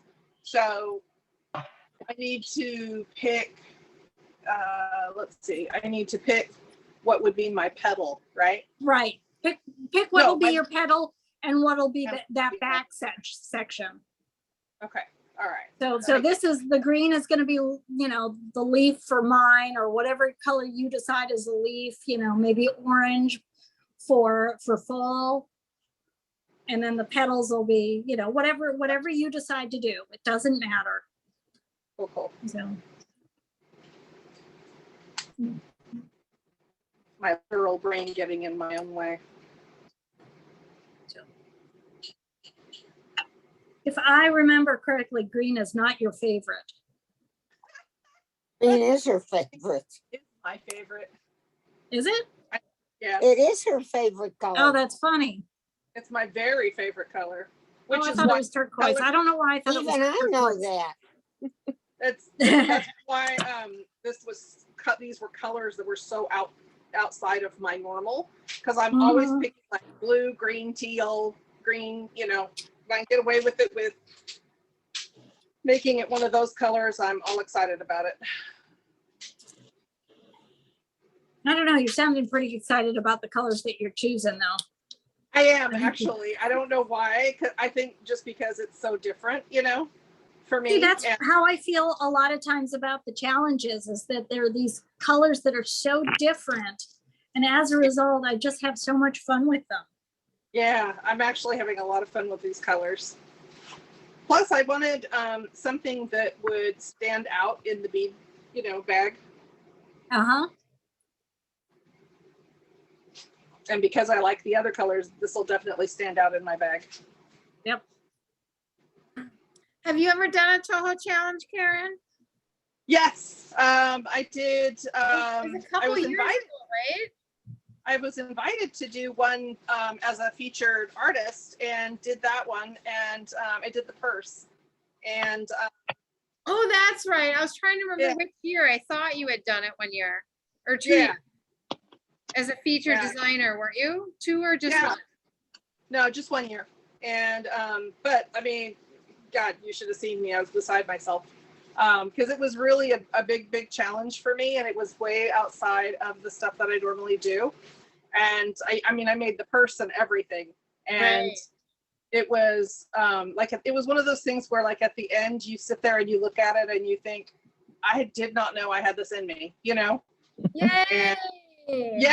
And it was so good because it was it pushed me to ways that I hadn't been pushed before, and I managed to make it in time, and it got to go to Japan for a year, which was like huge honor, so it was so much fun, so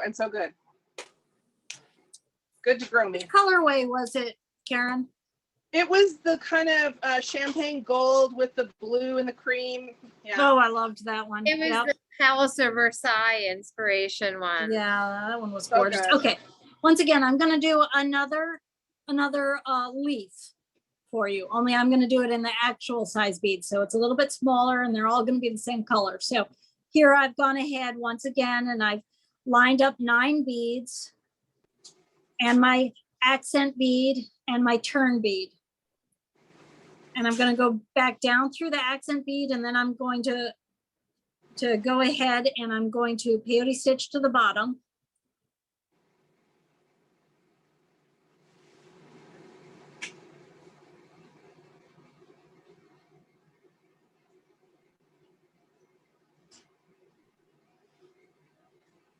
And remember to start in the middle of your thread.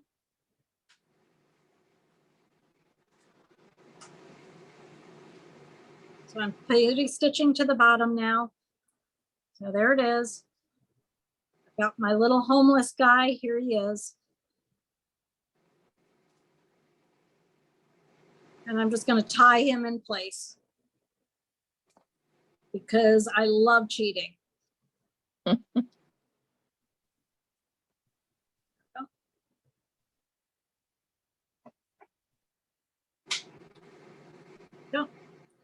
So now I'm gonna go up one side, and I'm not gonna go all the way to the top. I'm gonna go to one before the top.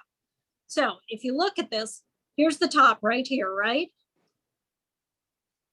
Am I in focus still? Yeah. Mhm. Yeah, so here's the top. So I'm gonna go to here, one before the top. So I'm gonna add 3 beads. So add a bead, go through a sticky outy bead. Add a bead, that's number 2. Go through a sticky outy bead. That's technical, I know. Add a bead, go through a sticky outy bead. So now I am 1 until the top. There it is. I'm gonna add my accent bead, my turn bead. I'm gonna skip the accent bead. There it is. I mean, I'm gonna skip the turn bead and go through the accent bead, my bad. And I'm gonna go almost all the way down to the bottom. I'm not gonna go down all the way down to the bottom. If I go all the way down to the bottom, I'm gonna end up with another homeless guy, and I don't want him. I want it to actually go ahead and angle down toward the base, because the leaf, we want to angle it down toward the base at both the top and bottom. So I'm gonna go 1, 2,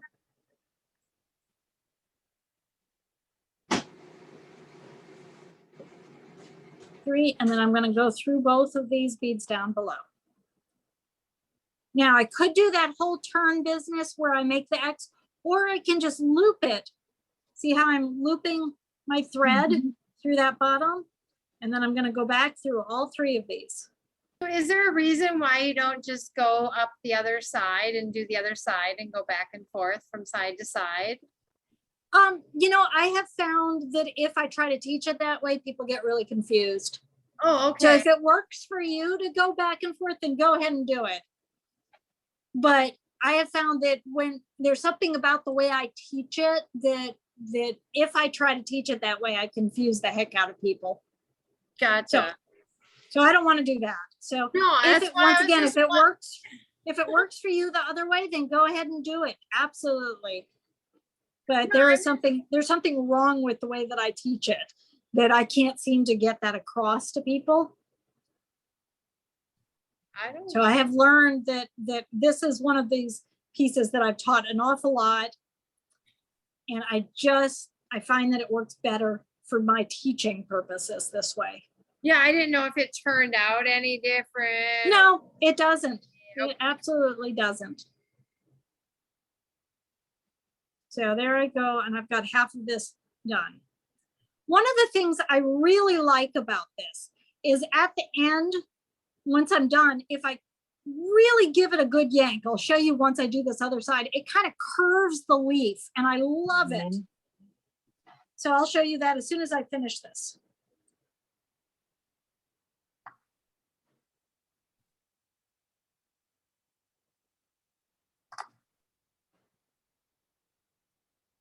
Wanna go down? Wanna go down?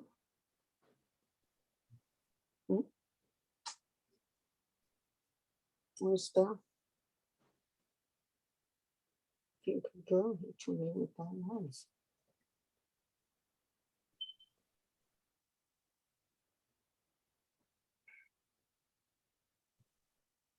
So once again, I'm going to go up. I'm not going to go all the way to the top. I'm going to go one before the top. So I'm going to go 3 up. I'm going to do the accent bead. I'm going to go do the turn bead. And I'm going to go down. I'm not going to go all the way down to the bottom, because if I go down to the bottom, I'm going to end up with that homeless bead again.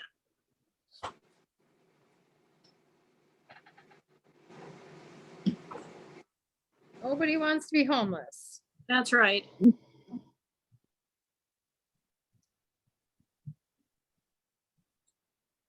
going to go down to the bottom here. I'm going to turn.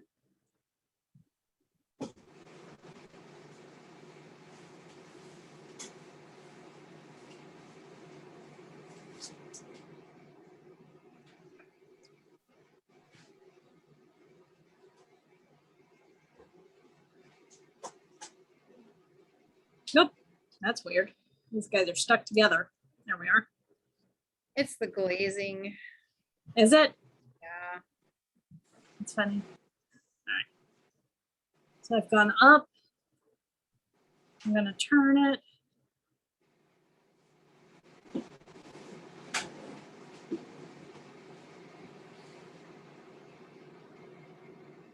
I'm going to go down all the way to the base.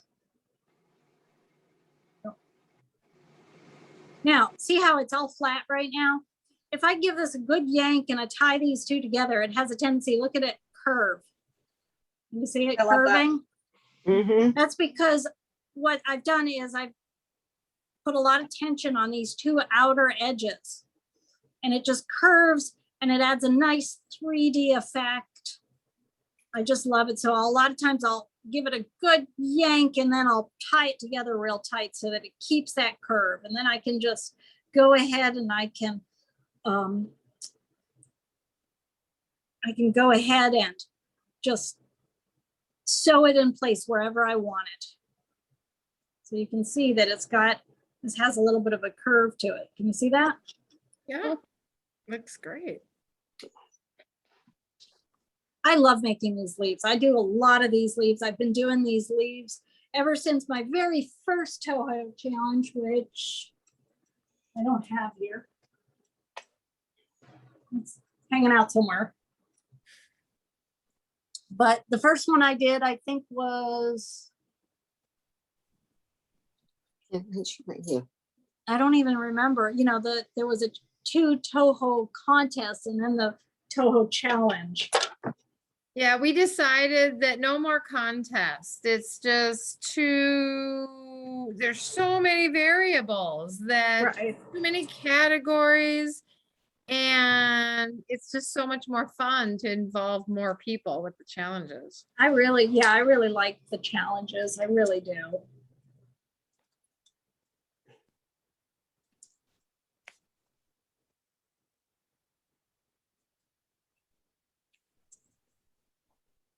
I mean, not to say that I wouldn't have loved going with Kim to Japan for that first contest. I think that would have been super fun. Right. Didn't Judy Walker win that one?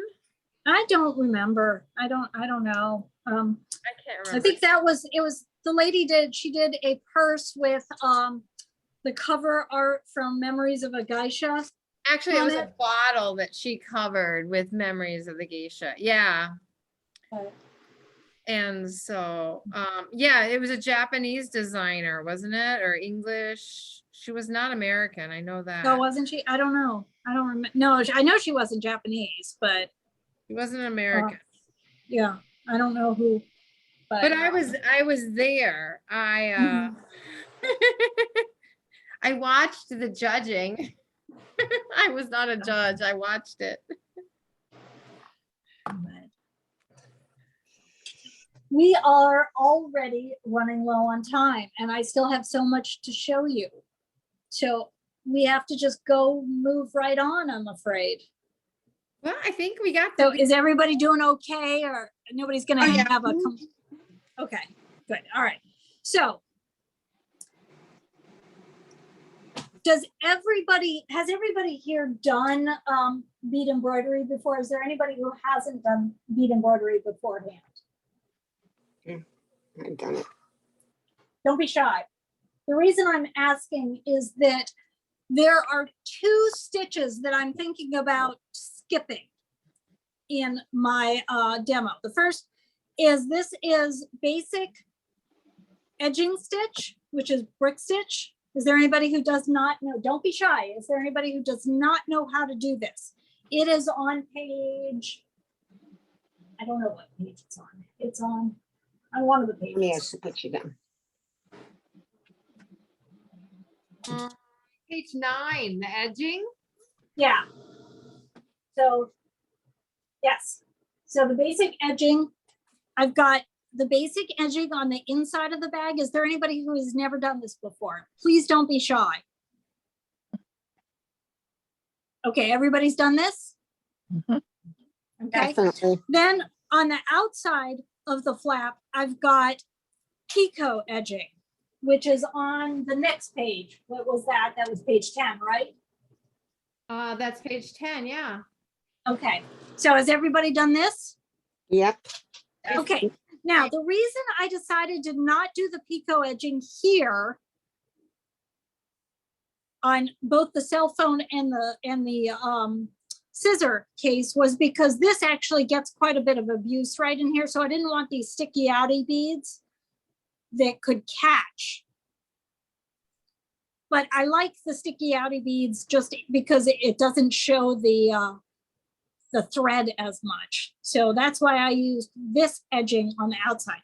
But since you guys have all done it, I'm going to go directly into my favorite edging, which is this peyote stitch edge. You ready? Yep. Mhm. Okay.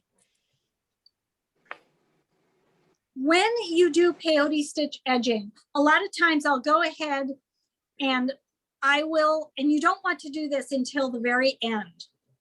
So you're going to see me do it, but I'm going to pick it out at home. Or afterwards, is you want to go ahead and baste all your pieces together. Okay. So in the case of this one, I would put this on the inside like this. This is my lining. I put my lining in, and then I'd go ahead and baste here. You won't have this fold. You'll just have edges to baste.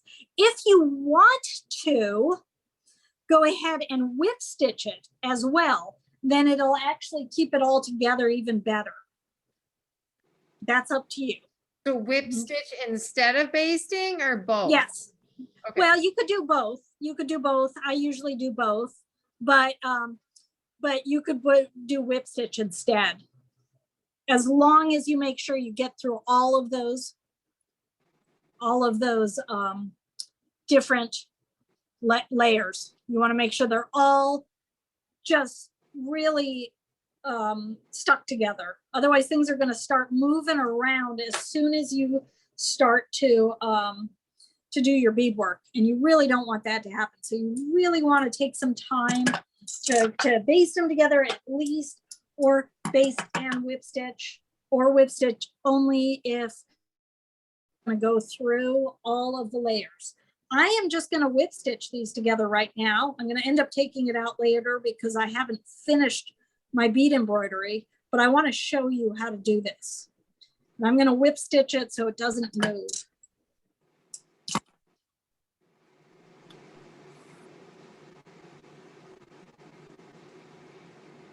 The nice thing about whip stitch is it actually makes a really good edge that you can go ahead and bead over. So I'm just whip stitching it. There it is. And do it as tightly as you can. Make sure you go through all your layers.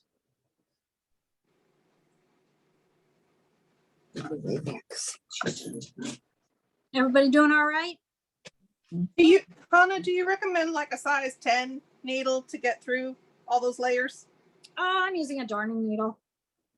Okay. I'm using a size 10 Toho and it's working. Okay. I've gotten 11 and it's giving me some challenges with just the layers that I have. Yeah, and in Wendy's loom class that she taught our bead society, she is finishing all their loom things, and she said that the short size 10 works really good because there's no bend to a Oh, short nice. size 10. Yeah.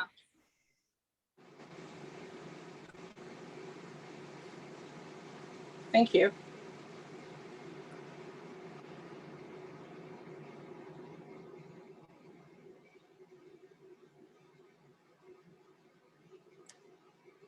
So I almost said to you guys all, make it work.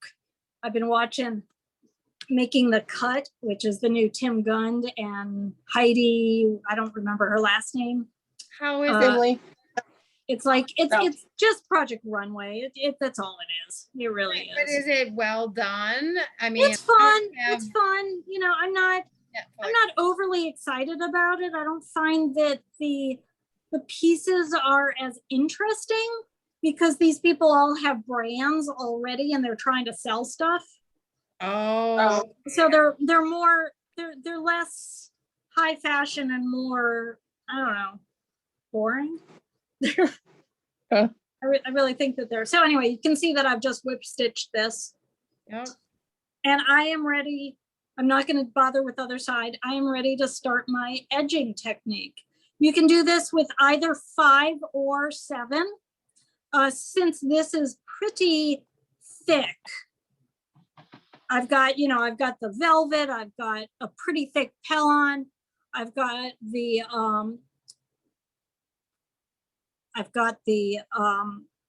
ultra suede, and I've got basically what amounts to 6 layers. I am going to use the 7 version, but it's exactly the same as the 5. If you take a look at, I believe it's on the next page, then it should show you both of them.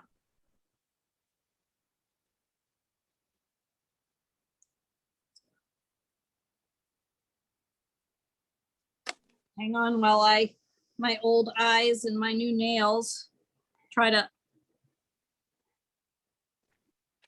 thread this needle again.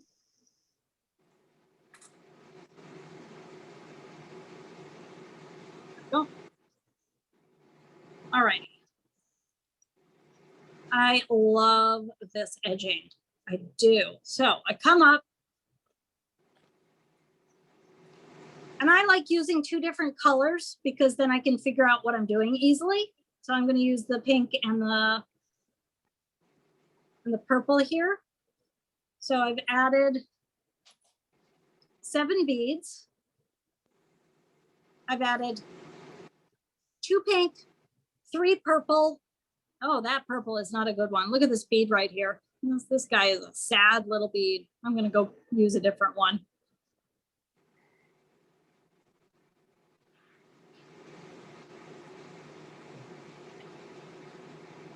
One of my favorite things about Tohos is you don't get those very often. Anyway, as I was saying, I've got 2 pinks, 3 purples, and 2 more pinks. If I was doing the 5 bead version, I would be doing 2 pinks, 1 purple, and 2 pinks. I go all the way over the edge and back through. I'm almost coming up in the same spot. You see that?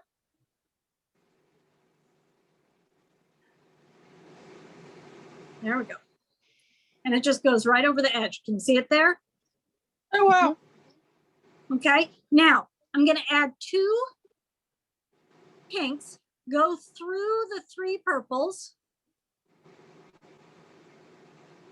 add 2 more pinks, and go down and through. And I'm going to come up right next to the beads. So that's what it looks like on the edge. That's what it looks like on the side. I'm going to go through the 2 pinks,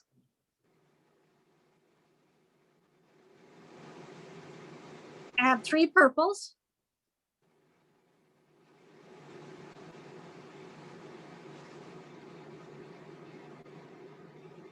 and go back down through the 2 pinks. So I'm basically doing peyote stitch, only I'm doing it, oh, that's a green bead. Oh, well, we'll leave that. So I'm basically doing peyote stitch over the edge, only with, it's multiple drop peyote stitch because I'm doing 2 and then 3 and then 2. Okay? Can See you what's do the going next- on there? Yeah, can you do the next row? I can. So now what I'm going to do, I've got this. This is my sticky outie bead. Is the beads I just added are those 3 in the center. So I'm going to add 2 pinks. Go through the 3 in the center. Okay. Add 2 pinks. And go back through. Oh, okay. Oh, Now okay. I'm going to add, now I'm going to go through those 2 pinks. Right. Okay, so now Add the okay, 3 in the those are- center. And I'm out of purple, so I'm adding green here for no reason other than this is a demo and I want to, and I'm going to go that through those 2 pinks. You see how it's just peyote stitch only with extra beads? Yeah, but super clever. And it looks great. Not to mention, maybe, adds to the sturdiness of the piece. It does because you're going through right here all the way down. Absolutely. And I got to be honest, I was a little worried about how this was going to end up being able to handle scissors and me, Uh-huh. because I I know, can be this- about as abrasive on things as my scissors can. And that's like extra sturdiness. And I love it. It's a great technique. And I love the way it looks. You could have all kinds of fun with blending the colors and even doing like you did with the leaves or the petals rather. Right. Yeah, it could be a random mix, but it just is nothing but peyote stitch with 2 drop here, either 1 drop or 3 drop in the center and 2 drop here. You could even do it with 2 in the center, but I do like having an odd number down the center here. I think it looks really nice. I think it'd be cool to put like a 2-hole triangle as your center bead. Ooh, that would be awesome. Yes. And you could have like ridges, like scallopies sort of on It would the be Yeah. great. Anything in there would be fabulous. Absolutely. Neat. So do you do the brick stitch edging on the top part first and then you put them all together and then do the peyote stitching on the outside edge?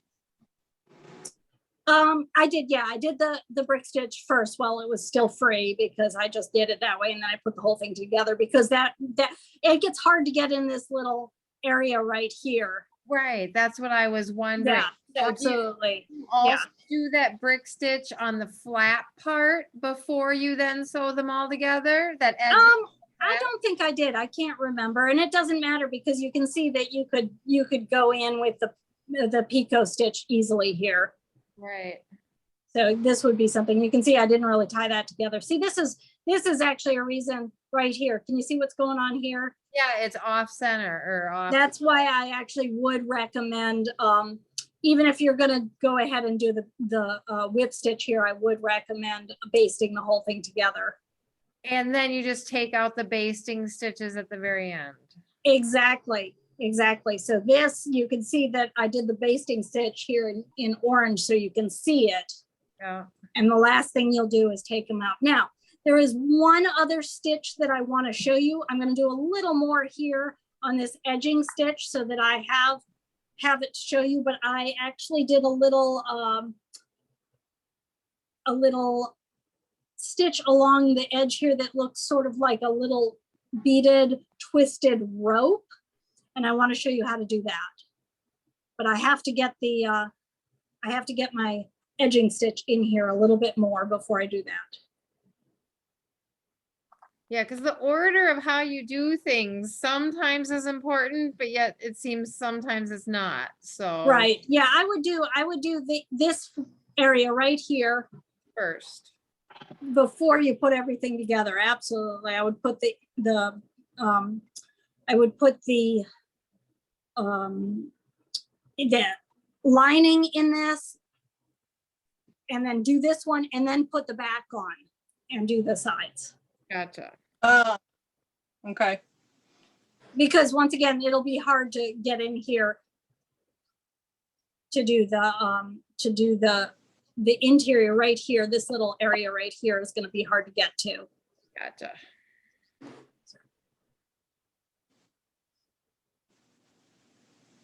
Okay. So let me put this edging on for a little bit more. Apparently we've gone to green because I didn't have enough purple out. So instead of having the green or having the purple along the edge, I now have green along the edge. You can see that. I'm going to be taking this out anyway, so it doesn't matter, but just so you see what I'm doing here. Mhm.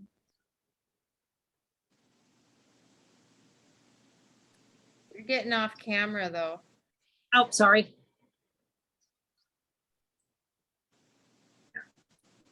I'm just going to do a few more of these. Oh, now I've got green on this side too. Let's take that one out. There's only so many mistakes that I can handle before you got to just fix them.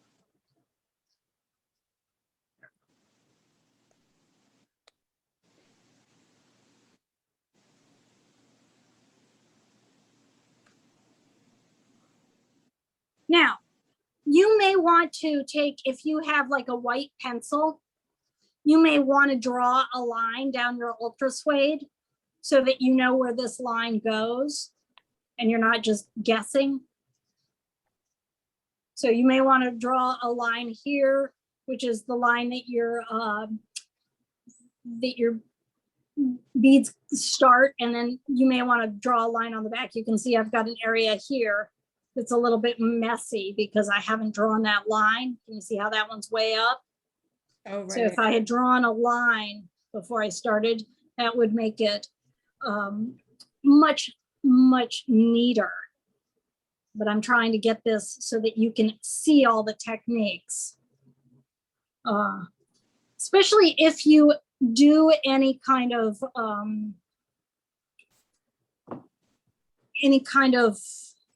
sewing and you have some chalk that you use for marking patterns, that stuff just comes off with a little bit of water. And that's a great little marking pencil or chalk pencil to go ahead and do your line.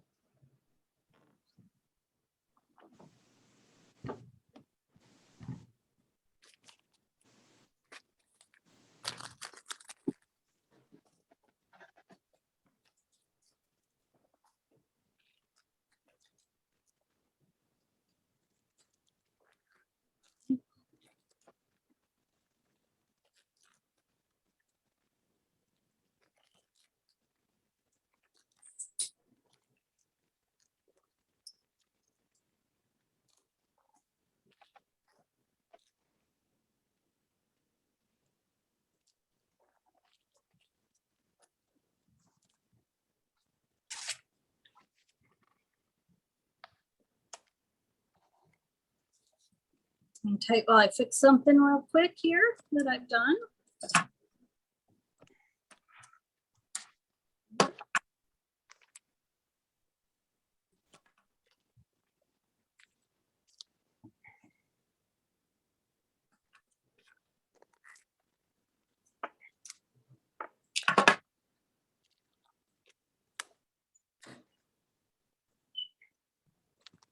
My puppy's squeaking again.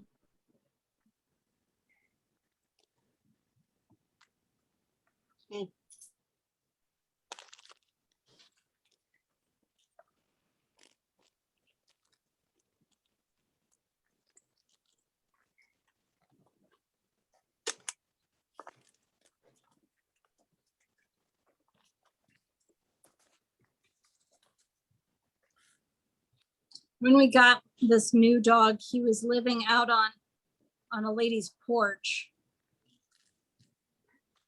and just not really getting any attention. So he gets really fussy if he's not touching somebody at all times.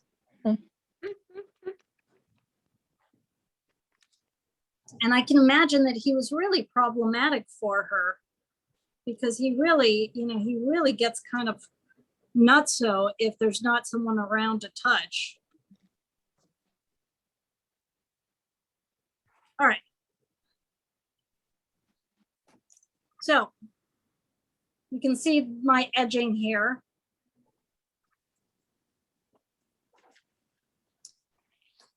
And we could leave it like that, or we could add another rolled edging on the inside, which is what I'm going to show you.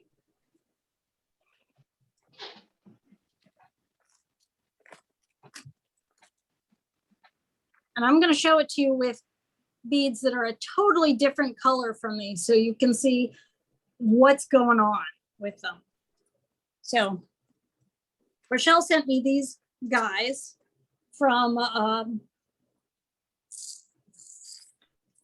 the Peace Blingery. Day challenge. And I'm going to show you how I make a little raised rolled edging, which is this part right here. You can see here is the peyote stitch edging on this. Can you see it right there? Yeah. It may be a little out of focus because I can't get much farther away right now. There we go. There you go. So this is the peyote stitch edging, and then this is this rolled edging that uses 3 different colors.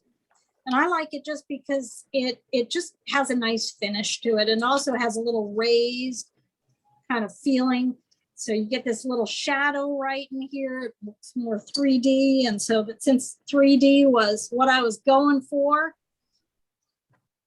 that's what I'm trying for. So I pick up 4 beads. There it is. Okay. I skip 1 row. So I'm doing it right off of this base row right here. So I've picked up 4 beads.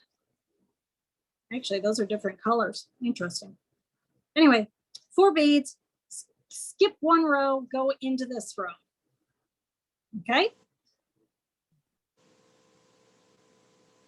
So I've got that little loop. I come up next to it. So this is the row that I skipped beforehand. I'm going to come up. I'm going to add 4 beads. I'm going to do them a totally different color so you can see.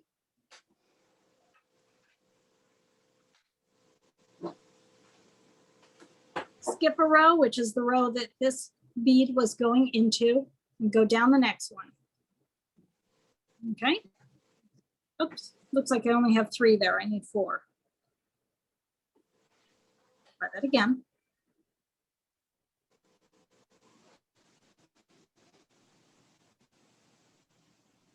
I know. I'm making you count now, and it's the end of the day, and we can't even count. Let's try that again. My mind. Only to 4, you know. If it's on one hand, I can handle it. All right. All right, so there we go. This time I picked up 4 beads. There we go. I'm going to skip this row and go into the one next to it.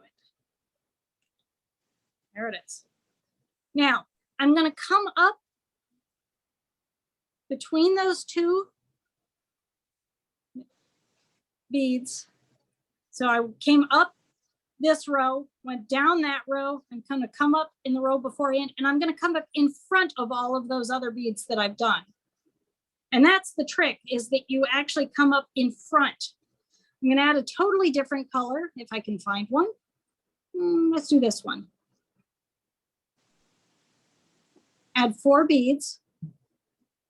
I'm going to skip this next row and go down this one.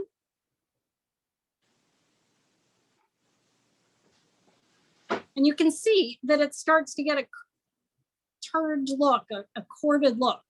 I'm going to come up between them, come out in front of those edging beads that I've added. So I'm coming up in front of the purple. Now I'm going to go back to that original. This is some sort of matte metallic. So I'm going to add those guys.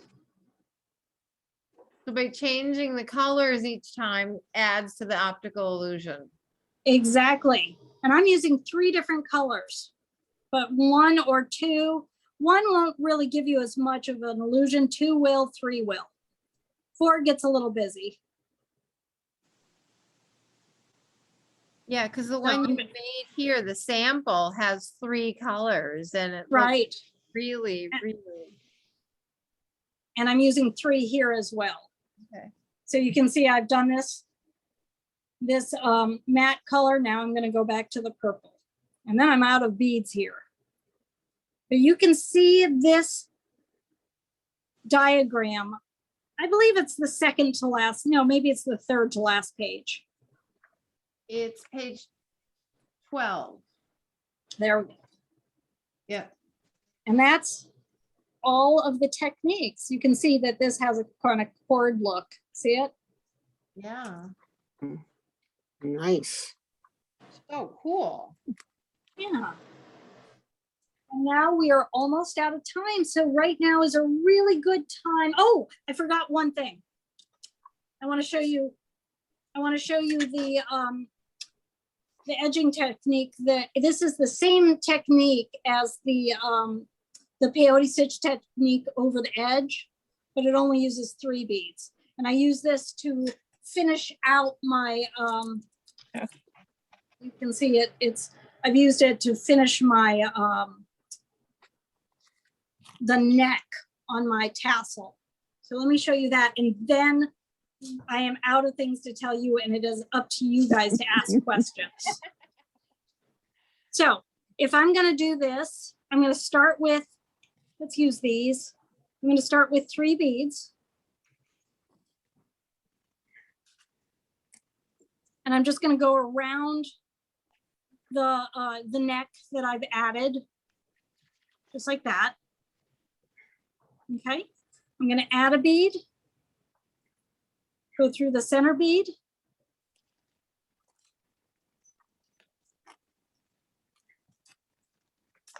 and add a bead, and go through the neck again.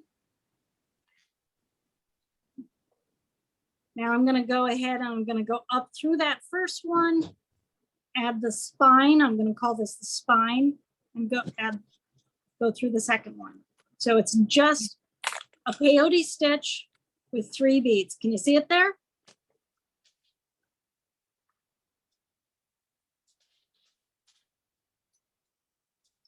So now I'm going to add a bead, go through the center bead.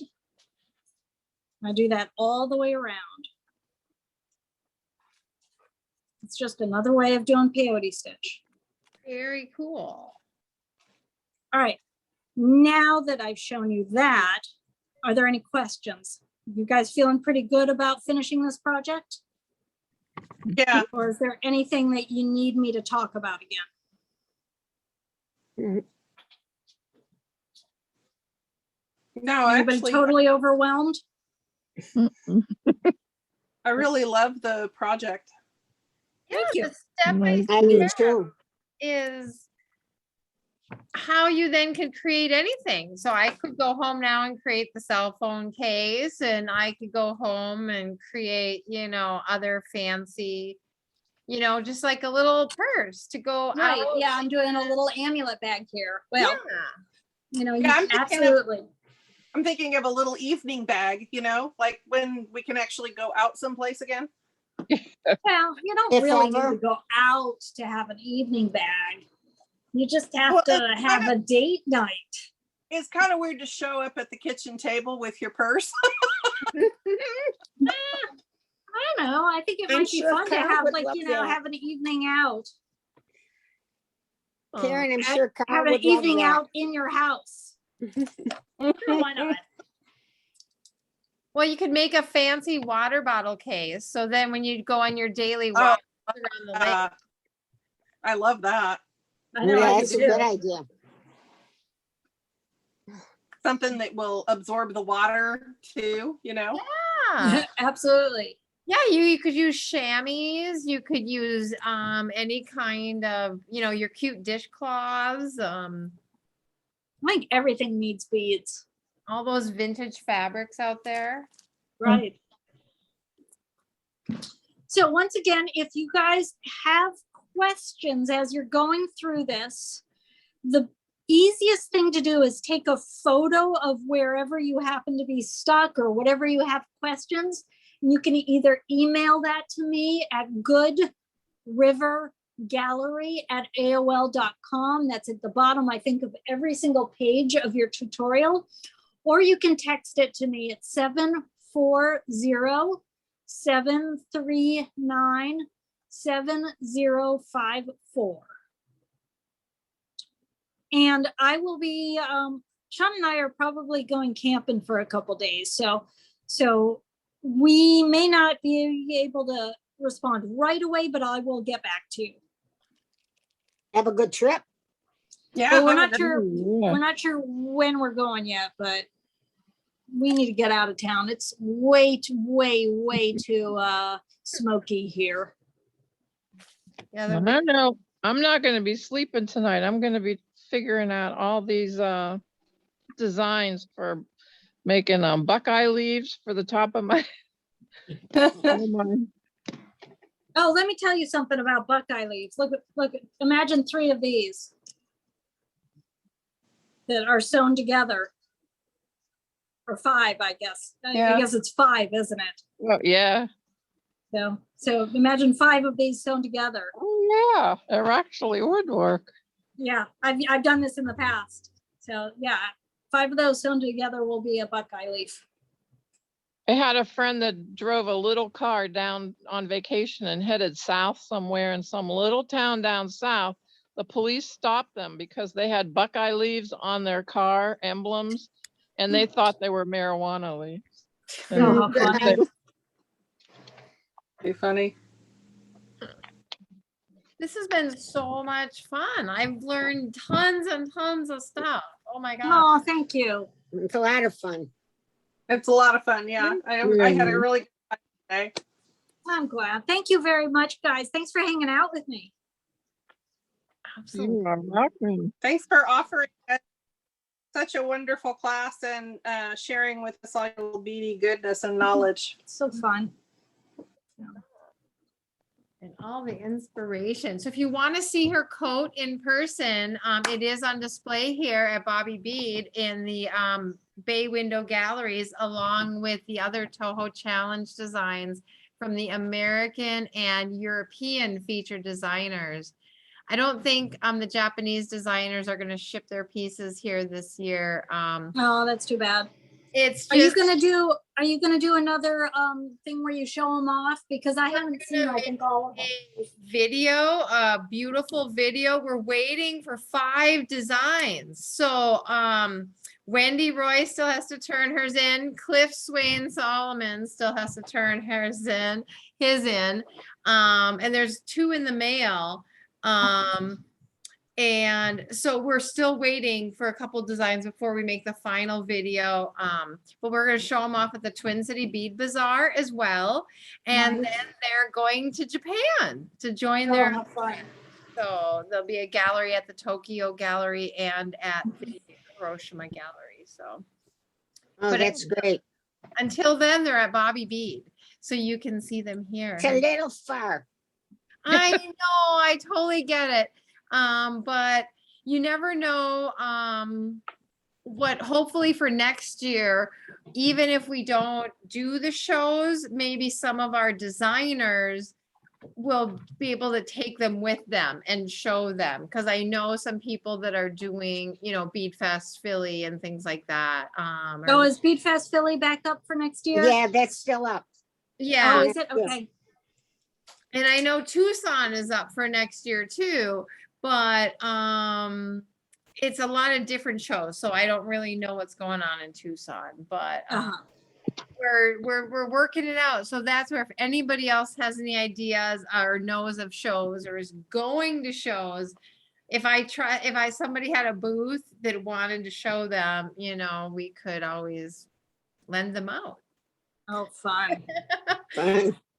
But we're working on it. So you never know what the world is going to be like. So we're just trying to have ideas. So if anybody else has any ideas or venues, galleries, people, I'm trying to work with the Museum of Beadwork right now to see Oh, what we nice. can do. So yeah, so next year we're hoping to be able to share them more and more and more. So Oh, that would be Where- awesome. Where's the Museum of Beadwork? it's in Maine. Really? Yeah, it's affiliated, I think it's affiliated with Caravan Beads in Yeah. Maine. Right. And so their primary thing is actually Miyuki. Yeah, And it would be really nice if they could, expand to Toho as well. right. Yeah, Right. exactly. We want them to, also get more check beads in there because it's not just, there's beads from all over the world. So You know Right. the city? Which city in Maine? I'll go take a look for you. yeah, I follow them on Instagram, and so they have a daily presence on their Instagram account. So My they're- daughter just moved to New Hampshire not too long ago, and I haven't been up there yet, so I would be in the general direction. Great. I gotta don't go. know if the museum is open to the public yet. I know that they were still in the process of I'm not building sure. it. They have Oh, okay. different things on their Instagram about it, and they're looking for, donations and things like that as well. So, Oh, they do have it. It looks like it is up now. Let's see. Due to the current pandemic, the timeline for the opening of the Museum of Beadwork has been delayed. With continued support from our community, our next projected opening date is 2022. okay. So they're in Portland, Maine. Portland. Oh, that's good. Yeah. So, but yeah, they're not yet open to the public. It's all online still. So maybe the 2022 challenge will be there. Well, that would be nice. Maybe. Yeah. It's called Dawn of a New Day. And that's the only teaser I'll give you. I love I the gotta concept. go, guys. Have a great night, guys. Yeah, I gotta go Bye. eat You take something. care. I'm gonna go Bye. make my sweetheart dinner now. Yeah, I gotta go eat something. All right, honey. All Thanks for righty. hanging with me.